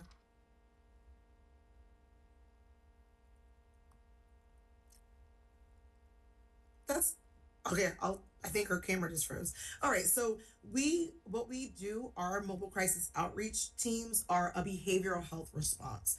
So anything that's a crisis, whether it's substance abuse, mental health, we have peer support specialists that are incorporated into the other mobile crisis teams across the county, and they do assessments, get people to treatment, stay engaged with them, trying to motivate them for change. So we have changed our model. It's not just mental health, it's behavioral health, and that incorporates the full scope of someone's needs. Thank you. So is that part of the model we're aiming to move towards here with our program in terms of behavioral health? Absolutely. So our counselors, just for background, are actually Montgomery County counselors. So they work through that. So any response protocol that Montgomery County had, our counselors would have the same. Thank you so much, Dornay, and that aligns with what many states across the country and what many counties are doing in terms of how they're addressing behavioral health more holistically, because the co-occurrence rate is extremely high, and in many cases, in my other life, I presented today at the Maternal Mental Health Forum. Because in many instances, people who are suffering from mental health issues often will self-medicate through illicit substances, and therefore that's why you have such a high rate of co-occurrence between the two. So definitely appreciate you highlighting that point, that behavioral health includes both substance use treatment as well as mental health support. Yes, thank you. Councilmember Honzak. Thank you. I'm going to try to limit my questions. I have so many, and maybe part of it is just my confusion over how this works. Let me start with sort of better understanding the model. So, and I think I was trying to follow just a moment ago, Miss Hill, what you were describing. So, but maybe I don't know who to ask this question of. So a call comes in to dispatch. Maybe it's one of our officers communicating with dispatch, or it's a resident. What happens then? Did I just understand you, Chief, to say that all of the calls that come into our dispatch are are always going to be a co-responder model, but then I'm super confused where I got lost there when there was sort of a different, there's a third of the cases are not co-responders. So help me out. I'm very confused. So let me just be clear on what I'll speak specifically to our program. And sorry if I But caused this some data confusion. is our program. Yeah, Yes. Okay. Let me Yeah. speak specifically to our program. Okay. What happens if a call for service comes into our dispatch center? It is then triaged for response protocol. If there, as Dornay said, if there are weapons involved, if there's a history of violence, it will be a co-responder model. If it is an active shooting with mental health, it's going to be police only. So what we're trying to do is triage the call as it comes in. As you can see by the percentages, a large percentage are calls that we triage and are able to be dispatched with just clinicians. And just to be clear, it's not just one clinician. It's two clinicians that go on calls. It's not just one. It's two that go on. So there's two people on each call. So I think it would be very helpful if we provide the training that we provided. It will show you exactly how we triage calls. So when we trained our dispatchers, it has the specific training. So we can get those modules that we can provide to you all, and then you can understand exactly what the screening is that a dispatcher will do when they get a call for service as to whether or not they're going to dispatch it to a police officer only, co-responder model, or clinician only. I think that it'd probably be much more helpful to see it visually.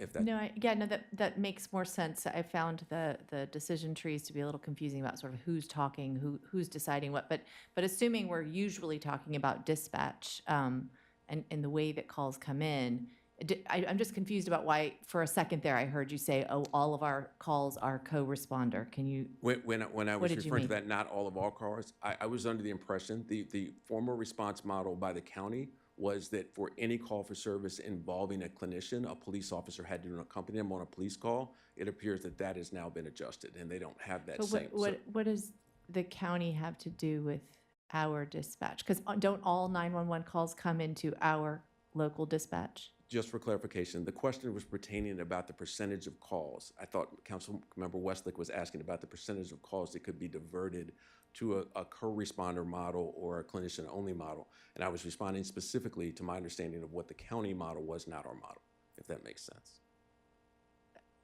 Sort of.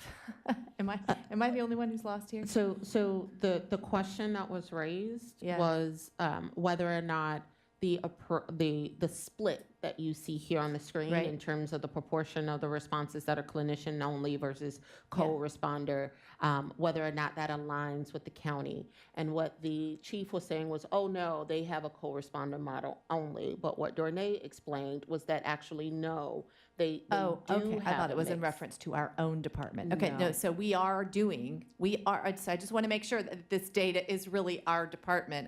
I got lost there. Okay, so we do clinician-only dispatch right now, sometimes. Absolutely. Okay, The okay, data that you're seeing just is wanted to solely make out sure of that our- I'm really hearing that correctly.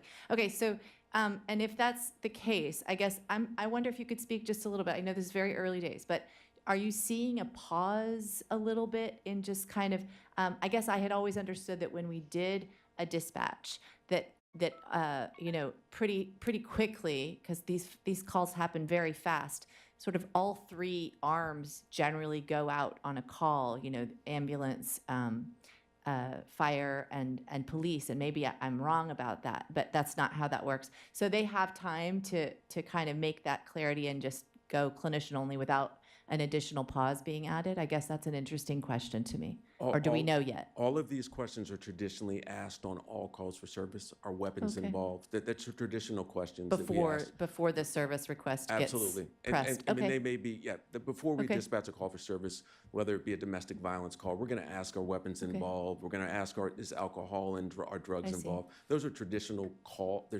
questions that are always asked by our dispatcher. So Okay. we're not adding a new component in. What we're adding, though, is how we triage that. Yeah. If this, then this. That's the little bit Okay. different. Because before, we're still going to dispatch an officer regardless of if a weapon is involved. But now that we're trying to divert the calls, we really want to know the circumstances. But it's not necessarily a change in the questions we ask on the front end. Okay, thank you. So then, can it go so I I'm wanna- really sorry, No, Councilmember that's right. Honzak, but we have gone over on this Okay, conversation by okay, I multiple just know- times. Okay, but- all right, can I just clarify on the 988, because I think there was one issue, and I'll stop there. Okay. For 988 then, have you gotten any calls that are going the other direction? When the mayor initially asked her call, I understood her to say that, that it could go the opposite direction from what you were describing. You said it could come from 988, but are you able to triage from 911 to 988? Is that No. part of your capacity? No. No? Okay, thank you.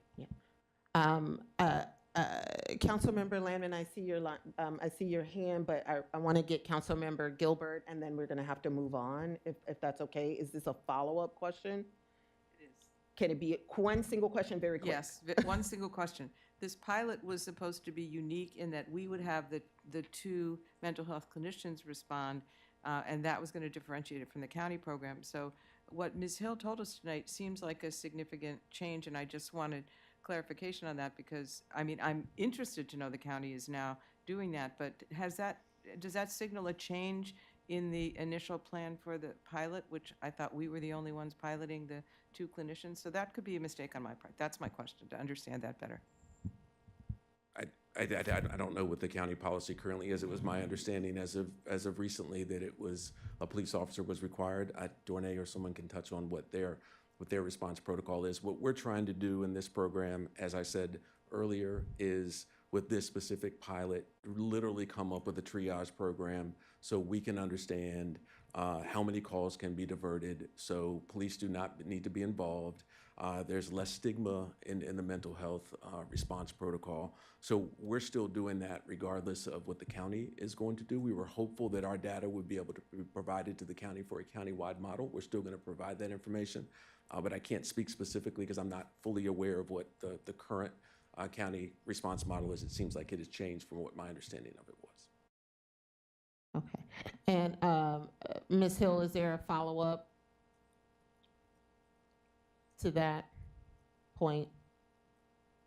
Yes, our common triage and dispatch protocol, Beth and Lou, correct me if I'm wrong, I believe I implemented it with McGeo, our union representatives, and county council and HR approval. I believe it was 2022, 2023, 2022, correct? I believe that's correct. You're 22, muted, right? Beth. Beth, you're muted, I'm sorry. Okay. And so that would mean that it probably came a little after we started this pilot, if I'm remembering correctly, because we started this pilot using ARPA funds. Yeah, and I don't know specifically if the county is capturing data at the way we are. I don't know exactly if it sounds to me like it may be somewhat similar. Dornay can speak to whether or not they are capturing data. The goal in all of this, when we initially started this, as I said, it was at that point, it was a police officer had to respond to every case. The goal, and if we're piggybacking off of what they're doing, I think our data is still very important, and it can be accumulated with whatever they're gathering.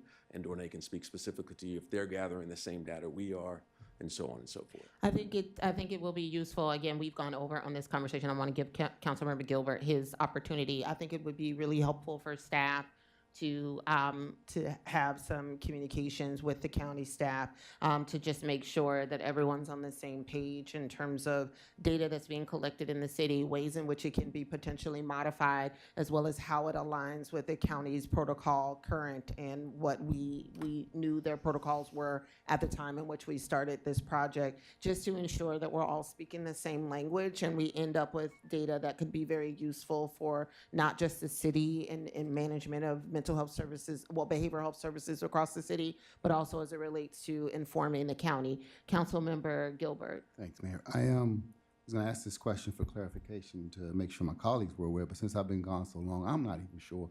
But do we still have a criteria for officer-only emergency petitions where they don't use the clinicians and they make the determination themselves? And what that criteria is, maybe you can explain that real quick so we understand that there are those responses where just police only. Absolutely, we do have some that are police only. Some of them are obviously during the off hours when they're not working, but some of them are just so extremely violent that you can't insert a clinician into that. Someone may have a weapon, someone may be actively fighting the police, and that may not necessarily be something that the response protocol would be to have the clinicians respond to the scene. They would still be involved in the aftermath and trying to provide services, but not necessarily maybe the direct response protocol to the scene, if that makes sense. Makes sense. Thanks. Thank you very much. Well, thank you all very much for this great presentation. It's lots of food for thought, and definitely look forward to continuing to work with our county partners as we continue to make progress in terms of our pilot program and hopefully addressing providing better behavioral health services within the city and the county as a whole. So thank you all so much for staying up with us late. I apologize for the delay, and we appreciate and look forward to continue to work with you all. Thank you so much. Have a good evening, everyone. Thank you, you too. Thank you for having us. Thank you. The next item is the Police Department Annual Report. While City TV is pulling that up, I do want to just first and foremost, we would love to come to the elementary school. That is really good to hear that that number of young folks really want to be police officers, especially in that area during this time. One of the slides that I'm going to show during the PowerPoint presentation was one of our community events that we had that you attended, and that was our winter event with Santa at Chuck E. Cheese. And we had hundreds of families there. And I would almost say that the vast majority were undocumented families. And the way that we did a lot of the outreach to get the families there was through the schools. So it just really showed a lot of trust that our community have in our police department, that they would come and they wanted more pictures with us than they did with Santa. So that's just one example. I did want to touch on Mr. Huebner's comment about our vehicles. We do not have that many patrol vehicles. Some of the vehicles that may have been listed are vehicles that were replaced and had not been sold, so they were deadlined and out of service, but we absolutely can get you a full list. Just for example, we do have our sworn officers. We have 43 sworn allotment of officers, but we also have vehicles that our parking enforcement utilize. There are 2 vehicles. We also have our property and evidence van, and we also have our emergency response vehicle. So there are other vehicles in our fleet outside of just patrol vehicles, but we absolutely could get you a full list of what vehicles we currently have in operation. We also have the need for spare vehicles for our fleet. I know I'm echoing, but so for example, when a police officer's vehicle, I'll give it a second.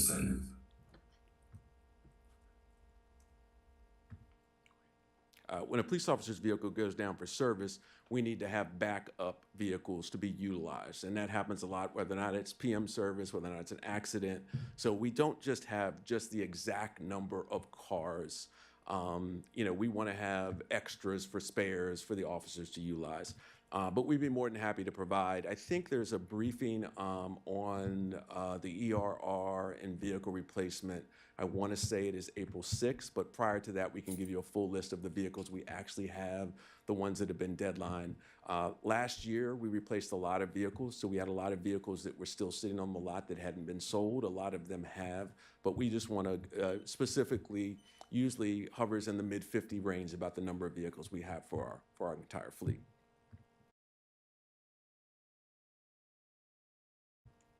All right, thank you very much. Appreciate it. All right. We will go ahead and get into the police annual report. And I just want to preface this by the purpose of the annual report is to provide information about the police department, about crime in the city, accomplishments of the police department, and explain how every individual can partner with the police department to make our community safer. And I think that's really important. Community outreach, we've continued to cultivate relationships with our stakeholders and held a ward-specific meeting. We held a meeting in Ward 6. We're looking to have a meeting in Ward 2. We also had several community meetings in specific neighborhoods to address specific issues. Just so you understand, we don't necessarily need to have large meetings. We can meet in someone's living room about a specific problem. We've met at Montgomery College with a certain group of people. We like to have the ward meetings because those meetings can really touch on crime in the entire ward and answer questions about trends across the city. But we also really like to have the living room meetings. We haven't had a lot since COVID. So if you have a particular problem on your street, we're welcome to have those meetings as well, and you can just reach out to me or any of the staff members to have those. And you'll see in this lovely slide, a police car, I'm guessing retro 1970s maybe, and it looks like Carroll Avenue. Everyday Gourmet, those of you who have been around, you'll know where that spot is. I just touch on the mental health pilot. I won't get into too much detail, but we do have pictures of our clinicians, Ms. Duget, Ms. Barris, and Ms. Pearson. They are phenomenal staff. They are really, if you look at their bios on our website, they really have an extensive amount of experience in advocating for mental health causes. So we're very, very fortunate to have them.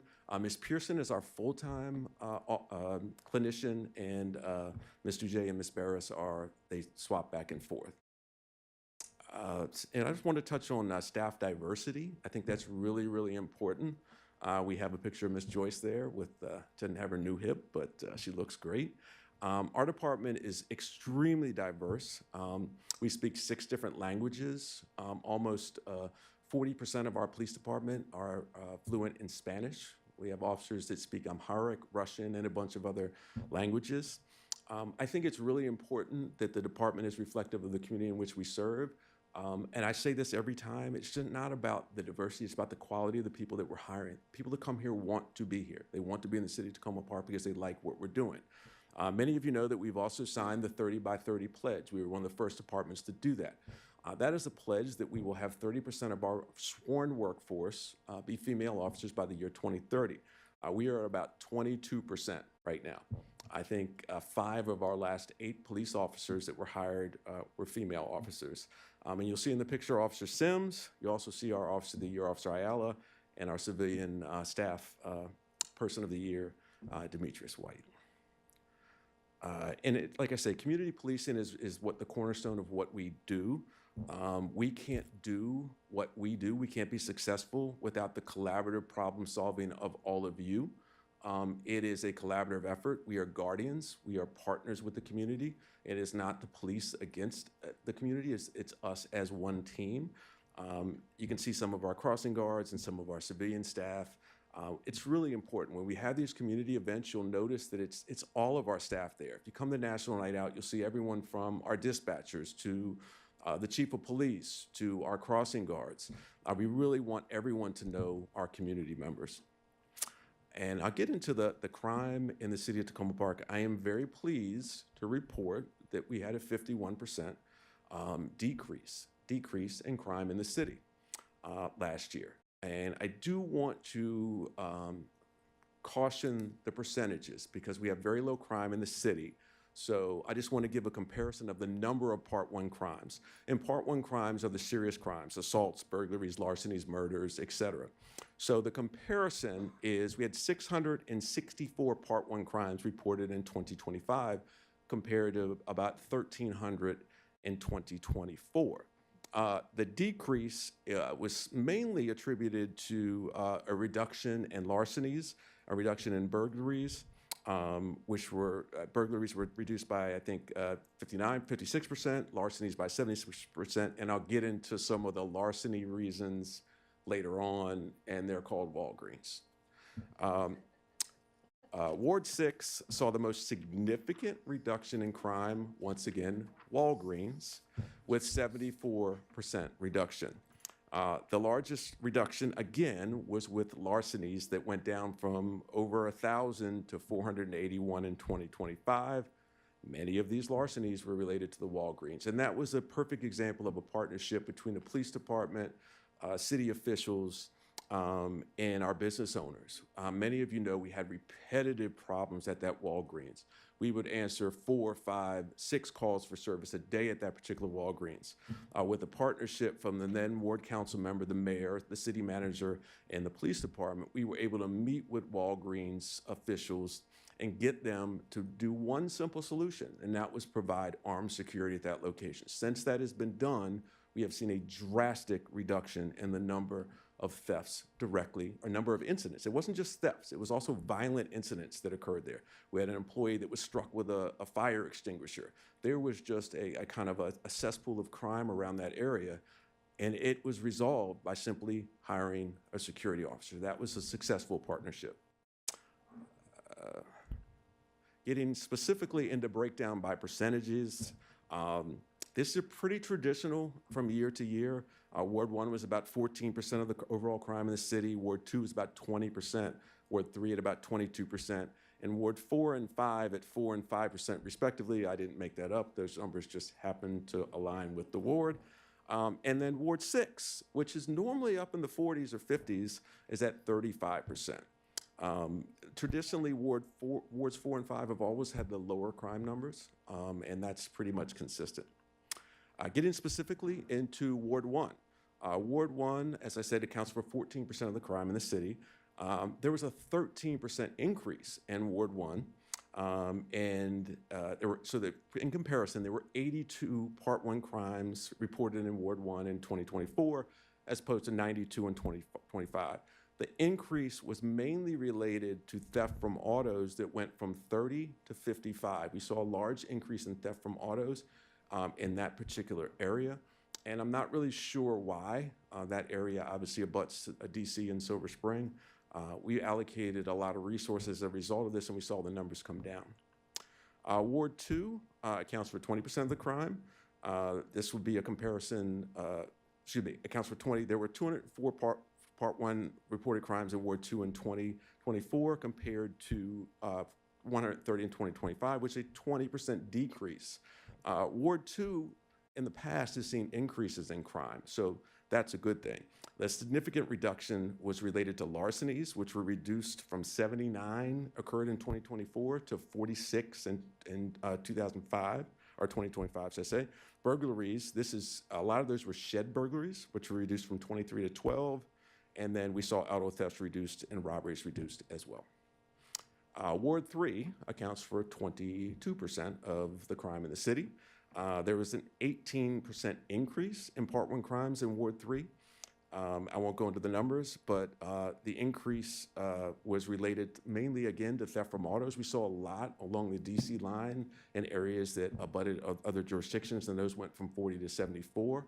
We see a lot of crime in Ward 3 along the New Hampshire Avenue corridor, in and around there, and that's also the same with Ward 6. A lot of our crime and a lot of our other incidents, whether they be crashes, occur on that New Hampshire Avenue corridor. All right. There we go. And once again, Ward 4 accounts for a very, very low number of crimes. So 4% of the reported crimes in the city were in Ward 4. Just to give you an idea, that was a 54% decrease. So just to give you an idea of the number of incidents comparatively, there were 63 reported Part 1 crimes in 2024, down to 29 in 2025, which is the lowest number of crimes reported in the city. Ward 5 has similar numbers. There was also a 16% decrease in Part 1 crimes in Ward 5 in 2025. I won't go into the numbers, but Ward 5 has also traditionally had lower crime numbers than the other wards other than Ward 4. Ward 6, so this is where the most activity still remains. It accounts for 35% of crime in the city. It has traditionally accounted for the largest number of crime in the city. There was a 73% decrease in Part 1 crimes, and once again, the Walgreens effect, 841 reported crimes in Ward 6 in 2024 compared to 231 in 2025. Larcenies, this is the main trigger of this, were reduced from 662 to 131, aka the Walgreens effect. Burglaries also were significantly reduced. We had a lot of burglaries at the storage shed site on Holton Lane the year prior. A lot of them were discovered. They were people that hadn't come back to their sites for the longest time. So we had a lot the year prior, and I think that attributed a lot to that. Arrests in the city, 109 arrests were made in 2025. The vast majority were adult arrests, 95%. About 5% or 9 were juvenile arrests. We really try not to arrest people unless we need to, especially juveniles. We try to do intervention before we actually get to arrest. And going into the emergency petitions, most of this information was when we did not have the current pilot program, but there were 70 emergency petitions. Emergency petitions were petitions that were done when people are in crisis and they're harmed to themselves or others. 59% of those were done by police officers and 41% were done by our mental health clinicians. We did have clinicians at the time that we would utilize to do these mental health petitions if they were available. That was outside of the mental health response protocol. Just wanted to briefly just get into the number of dispatched calls. We had 8,662 dispatch CAD calls in 2025, and we had about 4,145 self-initiated field activity calls. Just for background, CAD calls are the type of calls that are received through 911, and a dispatcher dispatches a police officer. Self-initiated calls are the ones that an officer may come across something on patrol, or they call out with something. So we're looking at traffic details, and officers have continued to make traffic stops at problem intersections and roadways identified by residents, and also traffic data. We had a large number of people cited for driving uninsured vehicles. We had 53 of those, which is a large number. Overall, we had officers issue 754 citations. Those are moving violations, 212 safety recruitment orders. That's like your lights out, your headlight is out, and 1,500 approximately warnings. Warnings are really important because they educate people. The most important thing we're trying to do is not just do meaningless traffic stops. We do traffic stops in targeted areas. And what you'll see when we did our previous data release is you'll see a drastic reduction in the number of overall traffic stops initiated by the Tacoma Park Police Department. We don't want to do meaningless traffic. We don't have it in our evaluation and reward system where you need to have a certain number of numbers. Councilmember Gilbert can remember when we had those monthly numbers. We eliminated those. We want quality traffic enforcement that is directly related to problem areas, and that's what our officers focus on. Collisions in the city, we had 197 reportable collisions, 0 fatalities, which is really good. We also had 44 personal injury collisions. Those are crashes where someone is injured as a result of the crash. And we had 153 property damage collisions. Those were just collisions where damage to the vehicle but no injury to the participants. As you can see by this graph, a large number of our property damage collisions have occurred on that New Hampshire Avenue corridor. If you look at the map, there is that huge cluster. We've also seen a large number of them occur on state roadways that are most frequently traversed throughout the city. And I think we've given some more specific information to Councilmember Westlick about, and we can provide that entire area to break down exactly where they occurred. As we're looking at personal injury collisions, you'll see the same kind of narrative. A lot of the personal injury collisions are in and around New Hampshire and University. We've also seen them, you'll see that's Philadelphia Avenue where there's that cluster on the bottom of the graph, and then you'll see Flower Avenue at the top. We have done a lot of improvements in our local roadways to make them safer for pedestrians and vehicles. We haven't seen as much on state roadways. I wouldn't say that was directly attributed to some of these, but just the mere volume of traffic on some of these roadways can be attributed to this. Our automated red light enforcement technology. We have 7 red light cameras deployed at various intersections in the city. There's an example of where they are. We expect to have 2 cameras up at University and New Hampshire, hopefully within the next few weeks, and then have a 30-day period of warnings. The site has been approved. We are just waiting for the right weather to be able to install the apparatus. Those 2 lights there at that intersection alone had more violations daily than all of the other cameras combined in the city. That's how bad that intersection is. So kudos to the city manager who worked directly with the State Highway Administration Director, William Pines, to get that expedited because there was a lot of holdup in getting that done. In getting in, this is just some of the numbers. Over 30,000 red light camera citations were issued in 2025. The biggest location was New Hampshire and Ethan Allen. That's where we saw about 12,000. You can see some of the other intersections had lower numbers. We are hopeful that we also can look at, with our red light cameras, a policy to have speed on green on some of those cameras. Because as you know, we discontinued our speed cameras because we just had a compliance. That's what we wanted. These automated enforcement programs are not money makers. They are done to correct behavior. And what our speed camera program did is over the course of its over the years of the program, it corrected behavior, and we no longer needed them. But if we can have dual purpose red light cameras and speed cameras on the same device, it's a win-win. A lot of accidents are caused by people speeding to get through the light. So we're evaluating that possibility. They would go in at any site that we have red light cameras. And the automated stop sign technology, which is new and is getting a lot of conversation. We implemented the program through a pilot program early or late last year. There's 17 locations. I think that may be updated to 18 now. A list of them are there. We are expecting approval for the 4 that are on state roadways soon, and they're listed here: Philadelphia and Holly, Ethan Allen at Jackson, and Ethan Allen at Jackson, Carroll Avenue at Lincoln, and Carroll Avenue at Lincoln in another part of the intersection. So we're really hopeful that these will educate people.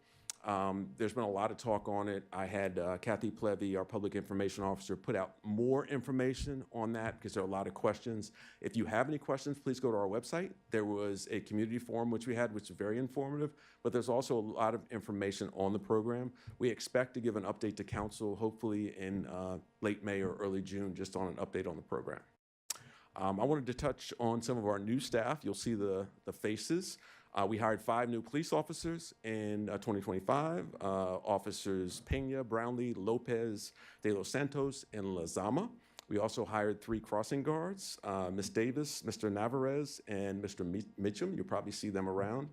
You notice a theme here. There's a lot of diversity. It's very important that we hire quality people, and these people are doing very, very well.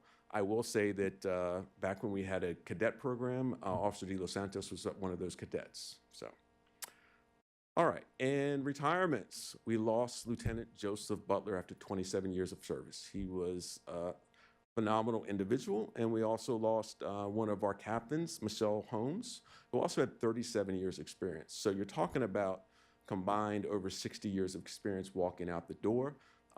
We hate to lose them, but we wish them well in their retirement. Hopefully the retirement system is good. I'm looking at Councilmember Gilbert is good for them. I will go on a little bit over on time, so I'll try to quickly go through some community outreach events. Special Olympics Maryland. One of our lieutenants, Lieutenant Marco Fadel, is one of the most influential people involved in Maryland Special Olympics. He's been recognized multiple times for his efforts. He's been involved in everything from the torch run to the Winter Olympics to the polar bear plunge. And this is just a picture of him with several athletes. It's so important. Picture with one of our Coffee with the Cops. We've had several throughout the year. The most recent one was a collaboration with the Metropolitan Police Department at the Starbucks right there at the right across on Maple at Carroll. Just some pictures with our officers. I think this is really important because this just shows our desire to really interact with the community. Annual egg hunt picture is there with several of our officers. I did want to highlight the Black History Minority Scholars Program, because what we had is 2 of our officers that grew up in the city that are now in the same classroom that they went through, that they're talking to people. And they can say, I was in the same classroom that you were in 20 years ago. And I can say the same. It didn't have windows when I went there. Piney Branch didn't. It was an experimental school, but that's another story. So a couple more pictures of Special Olympics, a career day at Tacoma Park Elementary School. I will touch on real quickly, we do have monthly meetings with all of our principals at all of our schools, and that's not just the police department, that's our rec department, that's all of our partners here. That's been very, very beneficial. I know that several council members have attended some of those meetings. You're welcome to attend as well. I think our next meeting is April 9th, but if anyone is interested, please reach out to me. And last but not least, a huge thank you to Kathy Plevy, who put this annual report together, and all the staff that put the stats together. You can see both Kathy and Lieutenant Williams enjoying a swing set. I'm not sure if this was at a play day or they just stopped at a park. I don't know how we got these pictures, but they look like they're having so much fun. So special thanks to Kathy if you're watching, and all the staff that contribute to the report. And that is it. I will open it up to questions. Thank you very much. And I just want to thank all of our police officers, all of our officers and counselors and dispatchers and everyone that is working collectively to keep our community safe. I know that these are just really stressful times to be in public service, and I can't stress enough how much I appreciate all of the hard work that goes into protecting and serving our community. So I just want to start by saying thank you so much to all of our staff that have been doing all of this great work over the year. Councilmember Honzak. Yeah, I echo that. Thank you. This always, I love hearing the annual updates. Just a couple of little things. One is, I think on slide 24, Flower Avenue in Houston was missing, and it's been installed now. So the stop sign. Yeah, that camera- was the one. That was the one that we didn't add. So that was the okay. addition. Yeah, All I said right, there's cool. one additional. I That was just the one. flagging that because Yep. y'all should get credit for that, even if people are complaining, as you say, or have a lot to say. Shall I say? Yes, it's funny. It's like it's safer, but I've gotten 3 tickets. No, I'm not talking about me. I'm just making fun of all of us. I'm sure I'm going to get one soon, even though I'm trying really hard not to.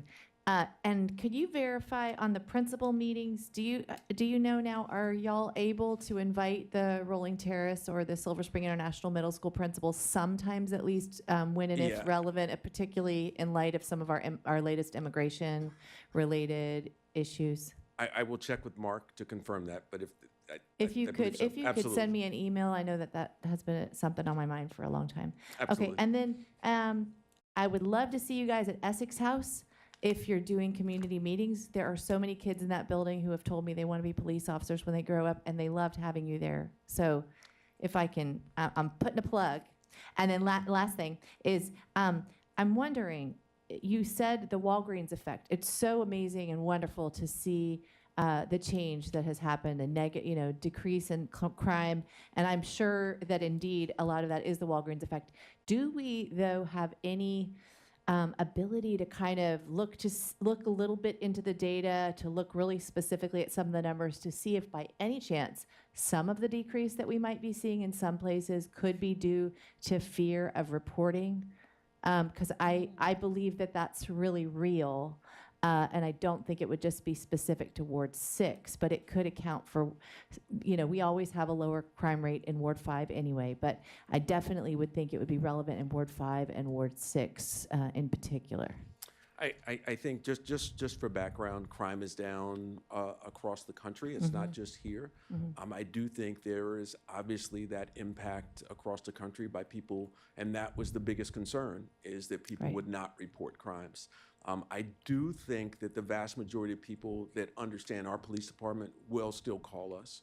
I'm not saying that's universal. I'm not saying there's not an effect, but it's really hard to gauge specifically who does not call.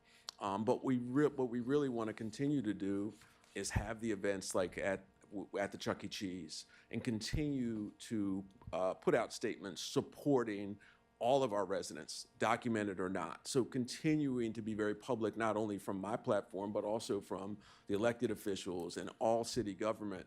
But it does concern me, and I've said that publicly. It really concerns me when you put so much emphasis on targeting people.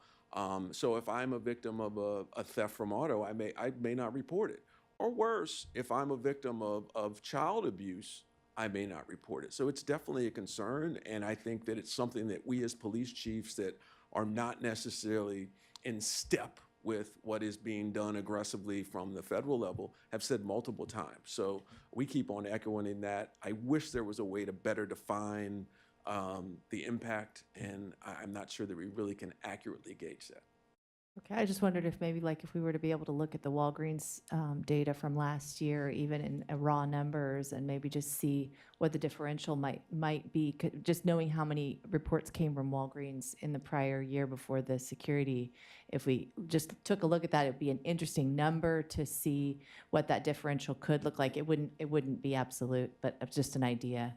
Just for I'm background, curious. the vast majority of calls from Walgreens came from staff at Walgreens. So it would be hard to kind of distinguish what staff member called and so on and so forth. I hear what you're saying. We really, if there's a way that we can document that, that's even more important, because it then even more so justifies not taking this aggressive stance. Thank you, Councilmember Honzak. Councilmember Schlegel. Yes, thank you for this report and for everybody who put it together. I I do appreciate what you shared about, for example, the Chuck E. Cheese events and how they build that sense of normalcy with our local police. And I will definitely amplify that with residents to say that this is an important component of our program. I was also happy to hear be reminded you were a PBS student, and was that 15 years ago? You said. I was there in the 1970s. Just put it that way. So I won't say when in the 70s.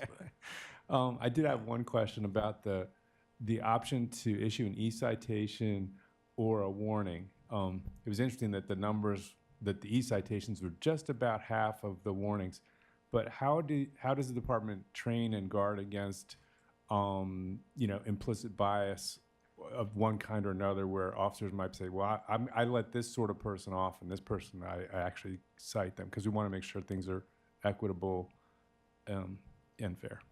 That's a really good point. So understand, it all starts with what the philosophy of the police department is. Prior to me getting here, there was a very heavy emphasis on just arrest and enforcement, and that's not what our emphasis is. We want quality enforcement to address issues that impact pedestrian safety and public safety. So the more we stress that, the officers don't feel compelled to just go out and make meaningless traffic stops. All of our officers wear body-worn cameras. So any interaction they have with the public on a traffic stop is recorded on a body-worn camera, but it's also recorded in the in-car video of the vehicle. We can look at patterns. I don't know if you recall, when we did the Reimagining Public Safety Task Force, we looked at all of our traffic stops, and we looked at the demographics of who was stopped and so on and so forth. It's very hard to tie it directly to the demographics of Tacoma Park, because the vast majority of people stop don't live in the city. But we make a very concerted effort not to initiate traffic when we don't need to. If we see a pattern, which we haven't seen, of an officer only issuing citations to a certain person or so on and so forth, we would obviously address that. As I said earlier, officers have the discretion. That's part of what their job is.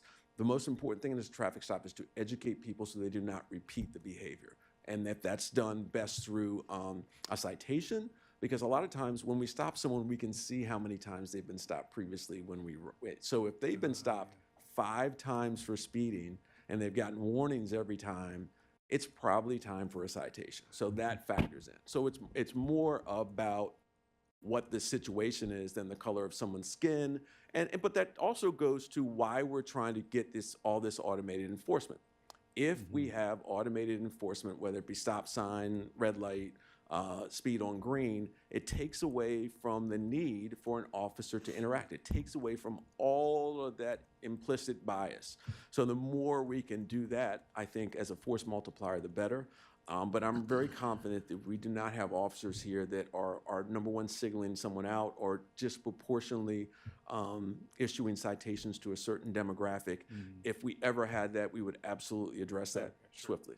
Sure. Yeah, I wasn't even thinking along those lines. I just wondered how the decision is made in the moment. And I gather sometimes it has to do with the previous record of warnings or citations, and sometimes it may have to do with just the observed severity of the danger that was created. So thank you. Thank you very much. Just as a reminder for folks, we have about 6 minutes left. Councilmember DeBala. I'm going to assume that if I ask questions by email, I will get answers, and I'd encourage everybody else to do that too. I wanted to ask, crime overall is down even after you take out the Walgreens. I wanted to ask about hotspots or trends that you see, though, because it feels sometimes like it's very targeted to specific crimes or specific spots. It's a really good question. We have a crime analyst on staff that puts out daily crime intelligence, and we deploy our officers based off that intelligence.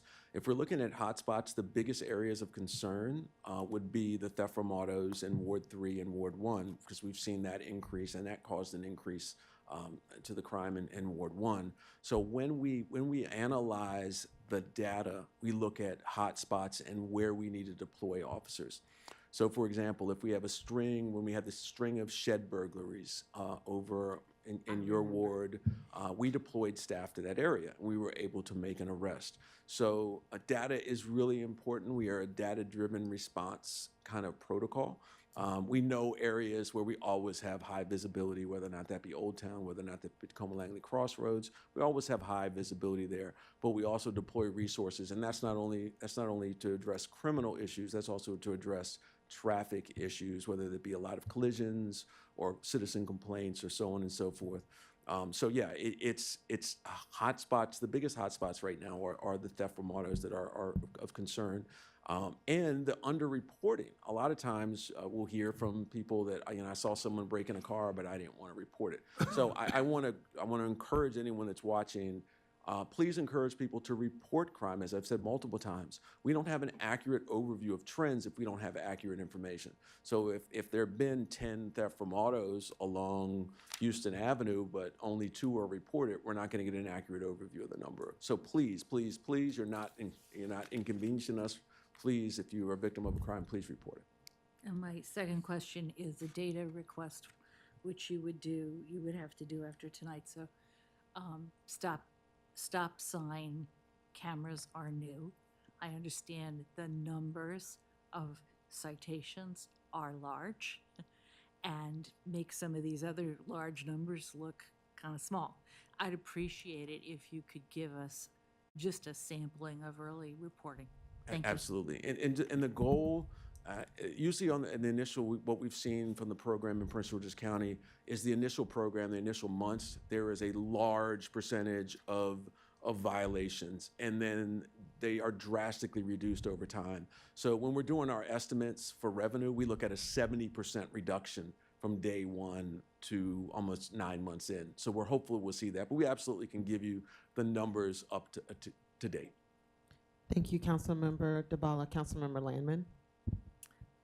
Thank you for pointing out the hotspot issue of theft of autos to a certain extent, but theft from autos I know has been big in my ward, but also theft from construction and handyman vehicles has been a big issue, and for a lot of those people this is a really big hardship. And I wonder whether the department has ever contemplated, for example, flyering those vehicles in English and Spanish to tell people to keep their vehicles locked and to not leave valuable tools in view. I feel as though a lot of residents are letting me know, at least probably I hope letting you know, that it's happening to the workers that are working in and around their properties. So it feels like we need some kind of a proactive response, and I wonder if you might contemplate something like that or have some other thoughts. Yeah, we've had a lot of the contractors are very transient and they don't work in their area. They may be here 2 days. They may be doing a roof somewhere else.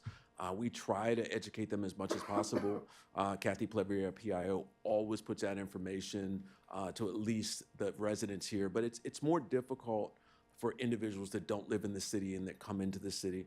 That's a good idea. I just don't know that it would necessarily transcend because people are here. I mean, there's some contractors that work here pretty routinely, but they know to lock their stuff up. So education. We also want to work with other police departments, so we're doing the same thing, because if we're saying one thing and Montgomery County is not consistently saying it.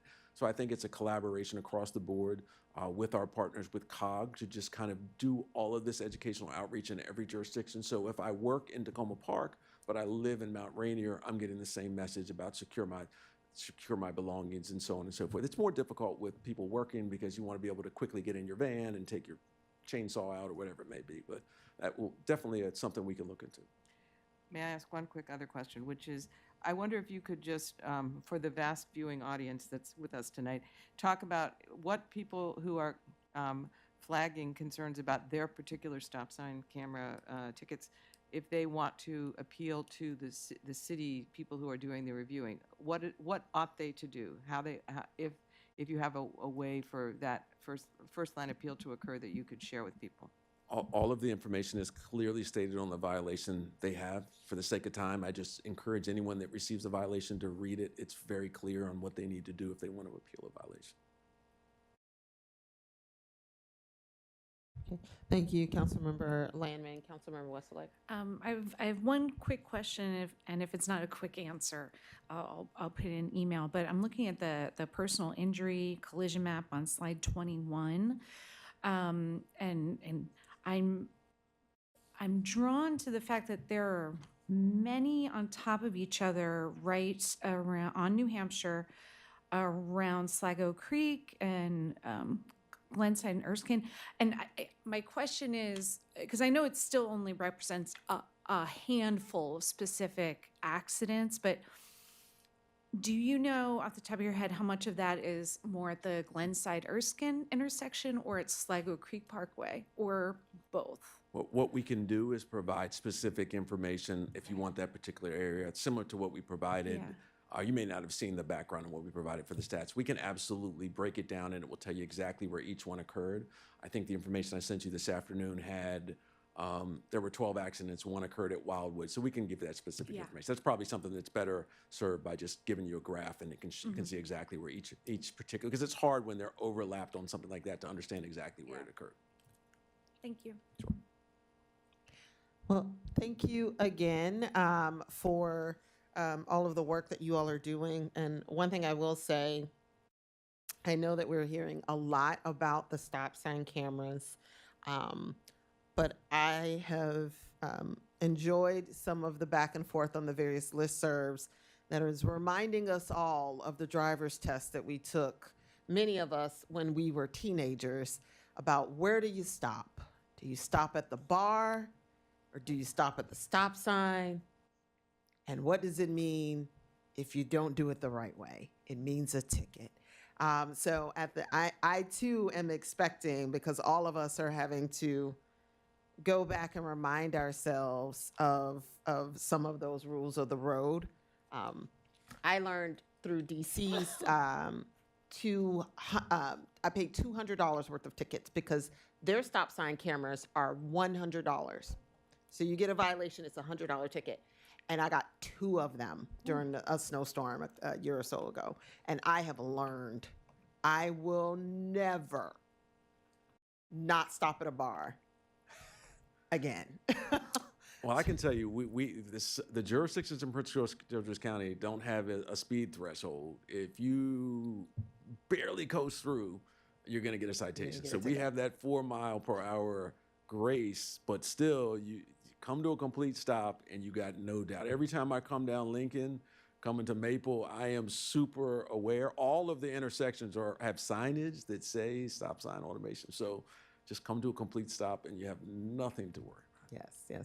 Could I ask a quick question then? Is it, I thought it was calibrated anything below 6 miles an hour was a roll through. And so I've had people say, that is crazy, but has it since been changed to 4 miles an hour? Well, initially, when we were evaluating, it was 6, and we looked at the potential damage that could be caused at 6 miles per hour. And we wanted to give some buffer, but we also didn't want people being able to still roll through and cause damage. So we reduced it from 4 to 6. Great, thanks. All right. Thank you so much. We're going to move on to the next thing, Police Electric Vehicle Pilot Program.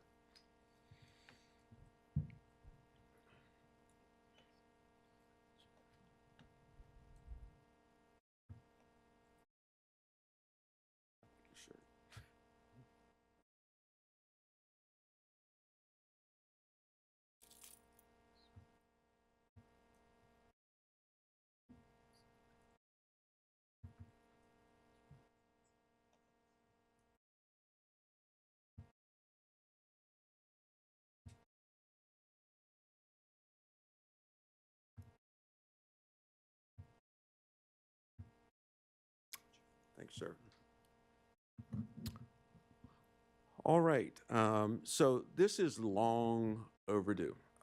You have all heard me up here just really wanting us to be, I lost the screen there, wanting to have our fleet be an energy efficient fleet. So we're there now.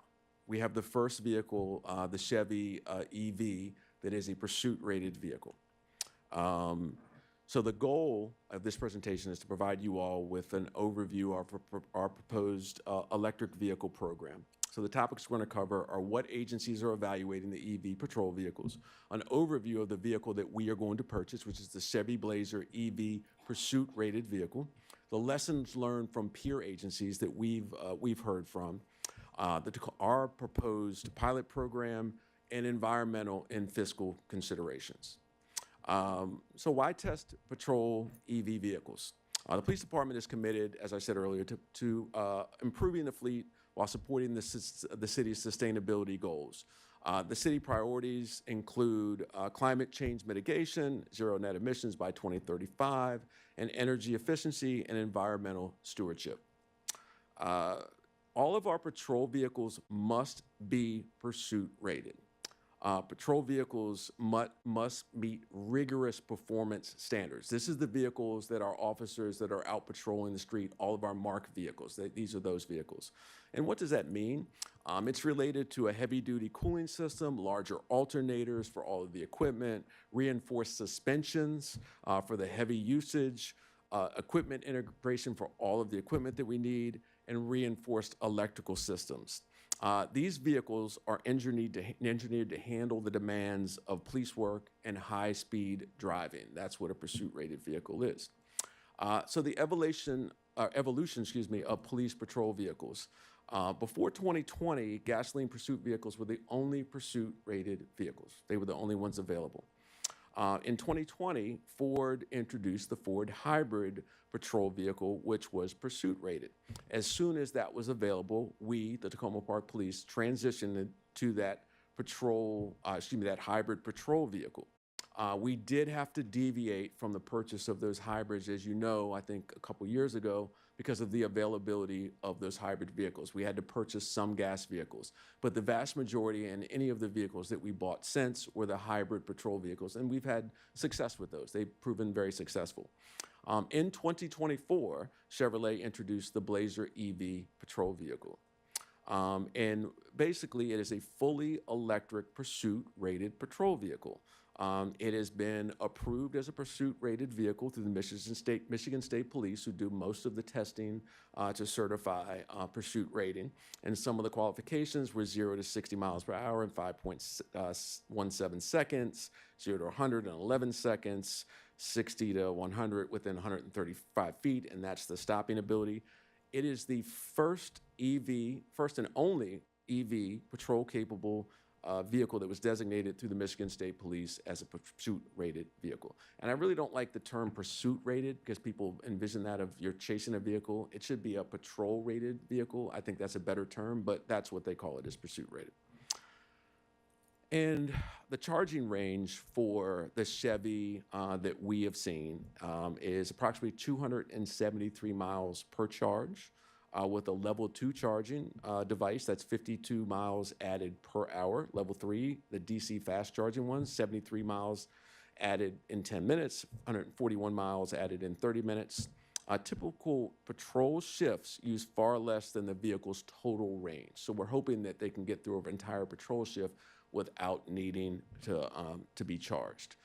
Everyone's aware we've added 2 fast speed chargers and 2 of the slower speed chargers in the police department parking lot.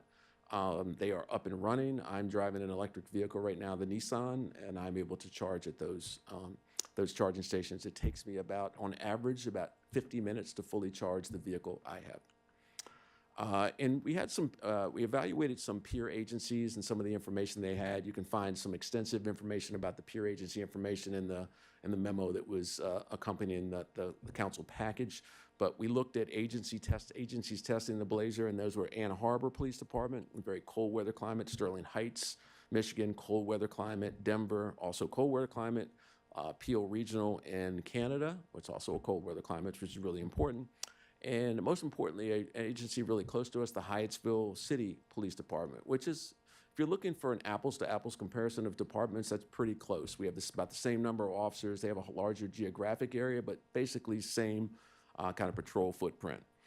Common feedback included strong acceleration, smooth handling, quiet operation, and lower fuel and maintenance cost.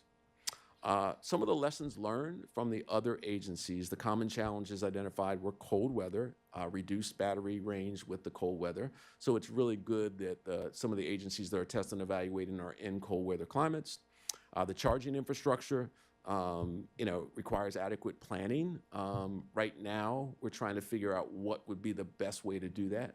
Our pilot program will not involve chargers at officers' houses. It will rely on the infrastructure we have here in the city.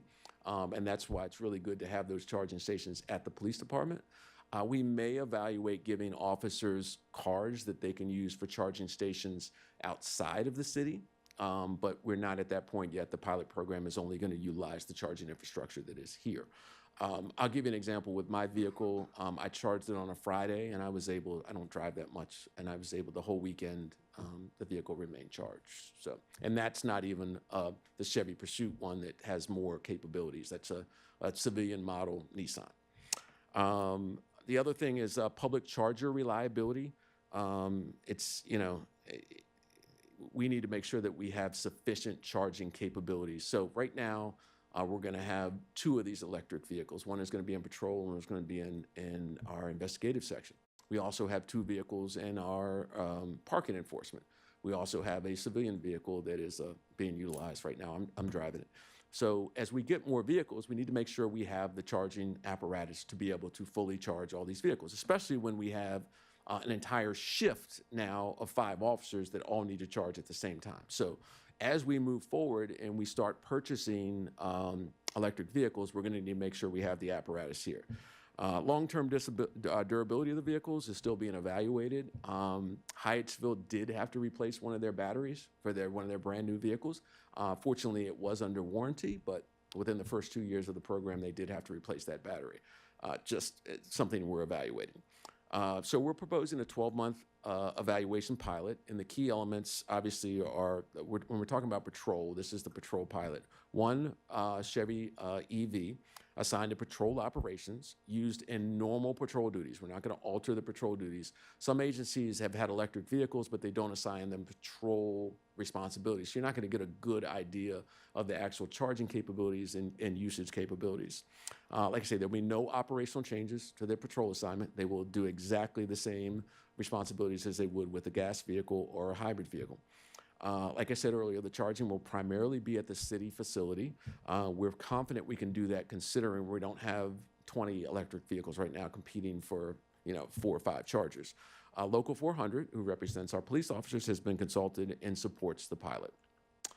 So data that we will evaluate. During the pilot, the department will monitor real-world vehicle range. It's important to know exactly how it works here. We're going to evaluate charging downtime. We're going to evaluate battery performance. We're going to evaluate officer feedback, maintenance requirements, fuel cost savings, and operational limitations. We expect reports to be made at the 6-month interim report and a 12-month final report. These reports are going to be dependent on when we are able to acquire the vehicles. Once we're able to acquire and outfit the vehicle, we will start the pilot and we'll let you know. But as of right now, the vehicles would be purchased next fiscal year, so the earliest they would be purchased would be July of this year. Obviously, the environmental benefits are the potential, for reduced greenhouse emissions, zero tailpipe emissions, improve urban air quality, reduce reliance on fossil fuels, reduce noise pollution. And electric motors obviously are significantly more efficient than gasoline vehicles. I don't need to say that, and even hybrid vehicles. Fiscal considerations. Electric patrol vehicles may provide more long-term savings, potential cost benefits, 40 to 60% on lower fuel costs, we're hoping, reduced maintenance requirements with electric vehicles, fewer mechanical components that need to be repaired, potential federal and state incentives. I don't necessarily know with this current administration that applies, but I'm envisioning this program going more than 3 years. So hopefully, if there's a new administration that's much more receptive for providing those type of federal and state incentives, we can evaluate those. Upfront vehicle purchases are comparable to the hybrid vehicle. The cost of the actual purchase of the vehicle and the upfitting is comparable. So there's not going to be any additional cost. There was additional cost when we moved from the gas vehicle to the hybrid vehicle. But we're not seeing that necessarily from the hybrid to to the electric. In conclusion, the EV program will allow Tacoma Park to, number one, test emerging PPV technology, collect real-time operational data, evaluate infrastructure needs, support sustainability goals, and inform future fleet decisions. Future fleet decisions will be based on operational evidence, not assumptions. And I just want to say, if you're looking at the long-term outlook, we're assuming that this vehicle will work. So I think there's going to be a presentation on the fleet and the ERR coming, I believe, April 6th. And you'll be able to see long-term, we're envisioning this to be successful and that we will be able to move on transitioning. So you'll see a transition over the years where eventually, within a certain time, all of our vehicles are going to be electric. And you'll see that in the transition.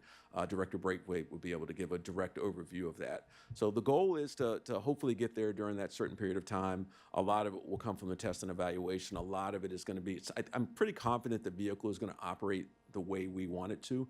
I think the biggest question is going to be charging infrastructure and how do we accommodate that. So with that, I will open it up to questions. Great. Well, thank you so much. I know that this has been council asked for quite some time, and I'm grateful that the police department and Director Braithwaite and Public Works have been able to come up with a solution to kind of help us with fully transitioning our fleet. And so with that, Councilmember DeBaller, do you have a question? Yes, thank you very much for this and for working out all the details. The experience of the other communities is really instructive, and I'm glad you were able to research that. My questions are the obvious. Why not try two? We don't need to talk about that tonight. I'm just putting that out there. I'm wondering about purchasing the year after, and if the 6-month report is enough to feel confident with going into the purchase the year later, or do you need a 9-month in there so that everybody can feel secure about that? I feel more confident in these early on vehicles and purchasing them because the data we collect about the specific vehicle, I think, is going to be important. But more importantly, in the broader scheme of things, is the charging infrastructure. Yeah, well, that was my next. Yeah, my so I'm not next and overly last concerned question. if we get another one because we still have sufficient charge. When we get Yeah, to a that's- certain point, we're going to need more Right, charging but two, infrastructure. I think there's room, right? Yeah. So what? So Okay. so what our goal is not just to purchase one. We're doing one that's going to be in patrol and going to be utilized specifically for this program. We're also purchasing another electric one that is going to go to our investigative staff so we can evaluate that. That's much different. It's a different kind of animal. We really want to know how these perform in a patrol Right. capacity, but we're purchasing two. Right, okay, thank you. And then just asking you to think about whether the card would work. Just think, look, as you get into this, whether the charging card would work.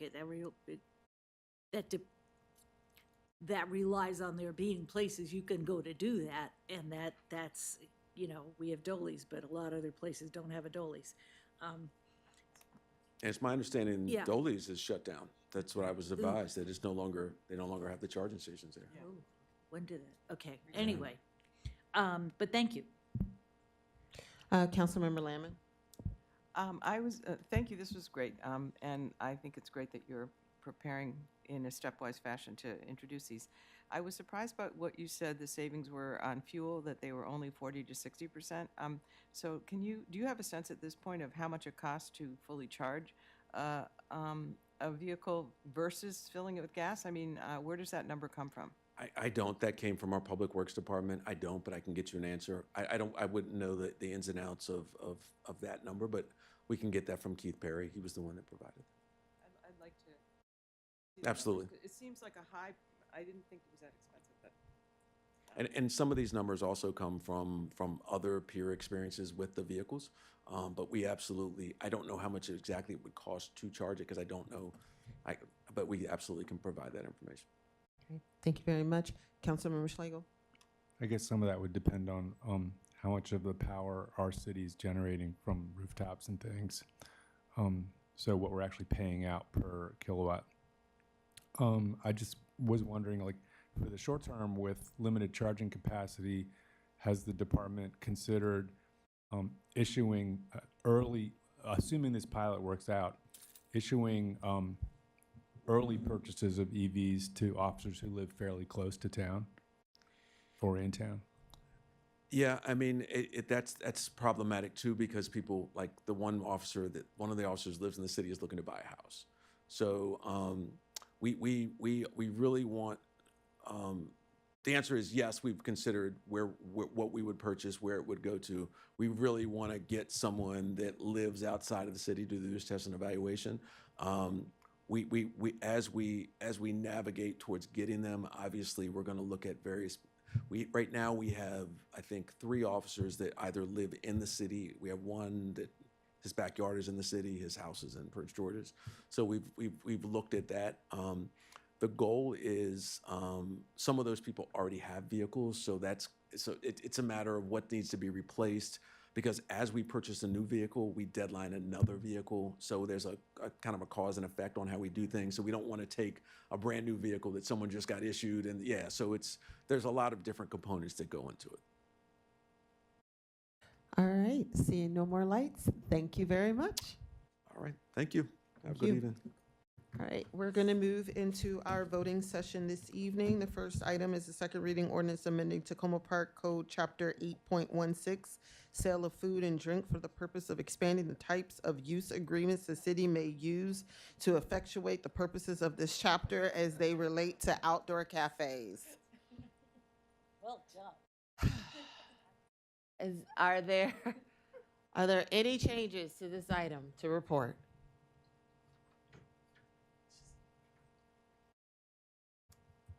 No changes from staff. Thank you very much. Would someone like to move this thing? So moved. Thank you, Councilmember Wesselek. Do I have a second? Second. Thank you, Councilmember Schlegel. Any points of discussion? All right, given that this is an ordinance, would the clerk please call the roll? Mayor Searcy, Aye. Councilmember Landman, Aye. Councilmember DeBala, Yes. Councilmember Schlegel, Aye. Councilmember Gilbert, Aye. Councilmember Hanzak, Aye. Councilmember Westlake. Aye. Great. The next item is a little bit of a last minute ad. MML, the Maryland Municipal League, has pushed for, it has one legislative priority, and that one legislative priority is to establish a task force, HB 1142, to establish a task force that would consist of municipalities, counties, as well as state reps to look at the current structure for municipal revenue generation and to basically make recommendations. This priority was something that was noted in our prior resolution to District 20. MML is asking for all municipalities to support HB 1142 in a more stronger way, just so that they can get this thing over the finish line. So I just want to pause, just so that everyone knows, we have already submitted testimony in support of HB 1142. I've testified in Annapolis regarding HB 1142. So this is us going that last step that MML is requesting in terms of moving forward with a resolution. Councilmember Landman. Should there be a corresponding SB number to go in here with the HB number, or is it only referring to the House bill? So and I think they are supporting the House bill because we have that language and we don't know what may ultimately shake out. So the language that they provided only referenced HB 1142. I'll just add, in the draft resolution, the resolve clause is to urge the House Ways and Means Committee and the Senate Budget and Taxation Committee to issue a favorable report. So there is that mention, but there's no bill number. Bill number.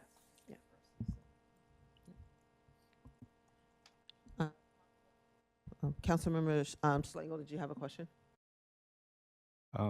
Yeah, I just was wanting to make sure I understood that, how that question plays out, because if it is asking for action on both sides of the assembly, then should the title of the resolution be changed, perhaps? Resolution supporting House and Senate action?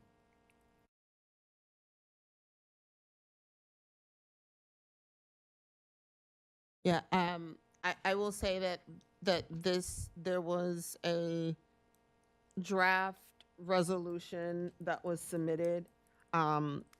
Again, I think that they, from what I can glean, we testified before the House Ways and Means Committee, MML, myself, but I don't believe there has been a corresponding Senate. I'm not sure. I don't believe so. And so, at least I don't believe, no, I have not testified in support of it.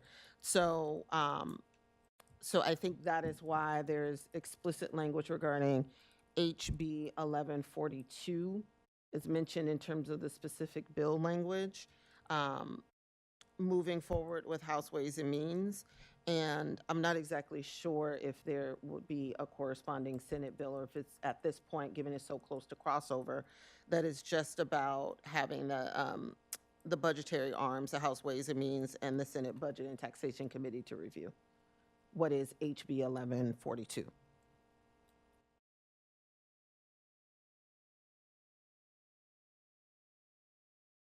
There was no cross-file, okay. Yeah, because we never got an ask to testify before the Senate. Yeah. Okay. All right. Any other questions or points of discussion? All right. So, would someone like to move the resolution supporting HB 1142, establishing the task force modernizing county and municipal revenue sources? So moved. Thank you, Councilmember Landman. Do I have a second? Second. Thank you, Councilmember Wesselek. Any other points of discussion? All right. All those in favor of the resolution supporting HB 1142, establishing the task force to modernize the county and municipal revenue sources, please say aye. Aye. Do you have any opposed? Any abstain? All right, so MML has already been made aware that this is on our agenda for tonight. City Clerk, if we could just make sure that once this is done and posted, then that way I could share the link with MML. All right. We're entering into our home stretch, people. We're almost there. The next item is another last-minute addition. Is the request for use of the city's auditorium for film screening and waiver of associated fees. And with that, City Manager DeSpirito, do you want to kick us off on that one? Sure. Thank you, Madam Mayor. Yeah, just recently, it come to my attention that there was an interest on the part of some Tacoma Park residents that have produced a film. The representative is Jamie Koppel or Coppell? Coppell, thank you. Okay.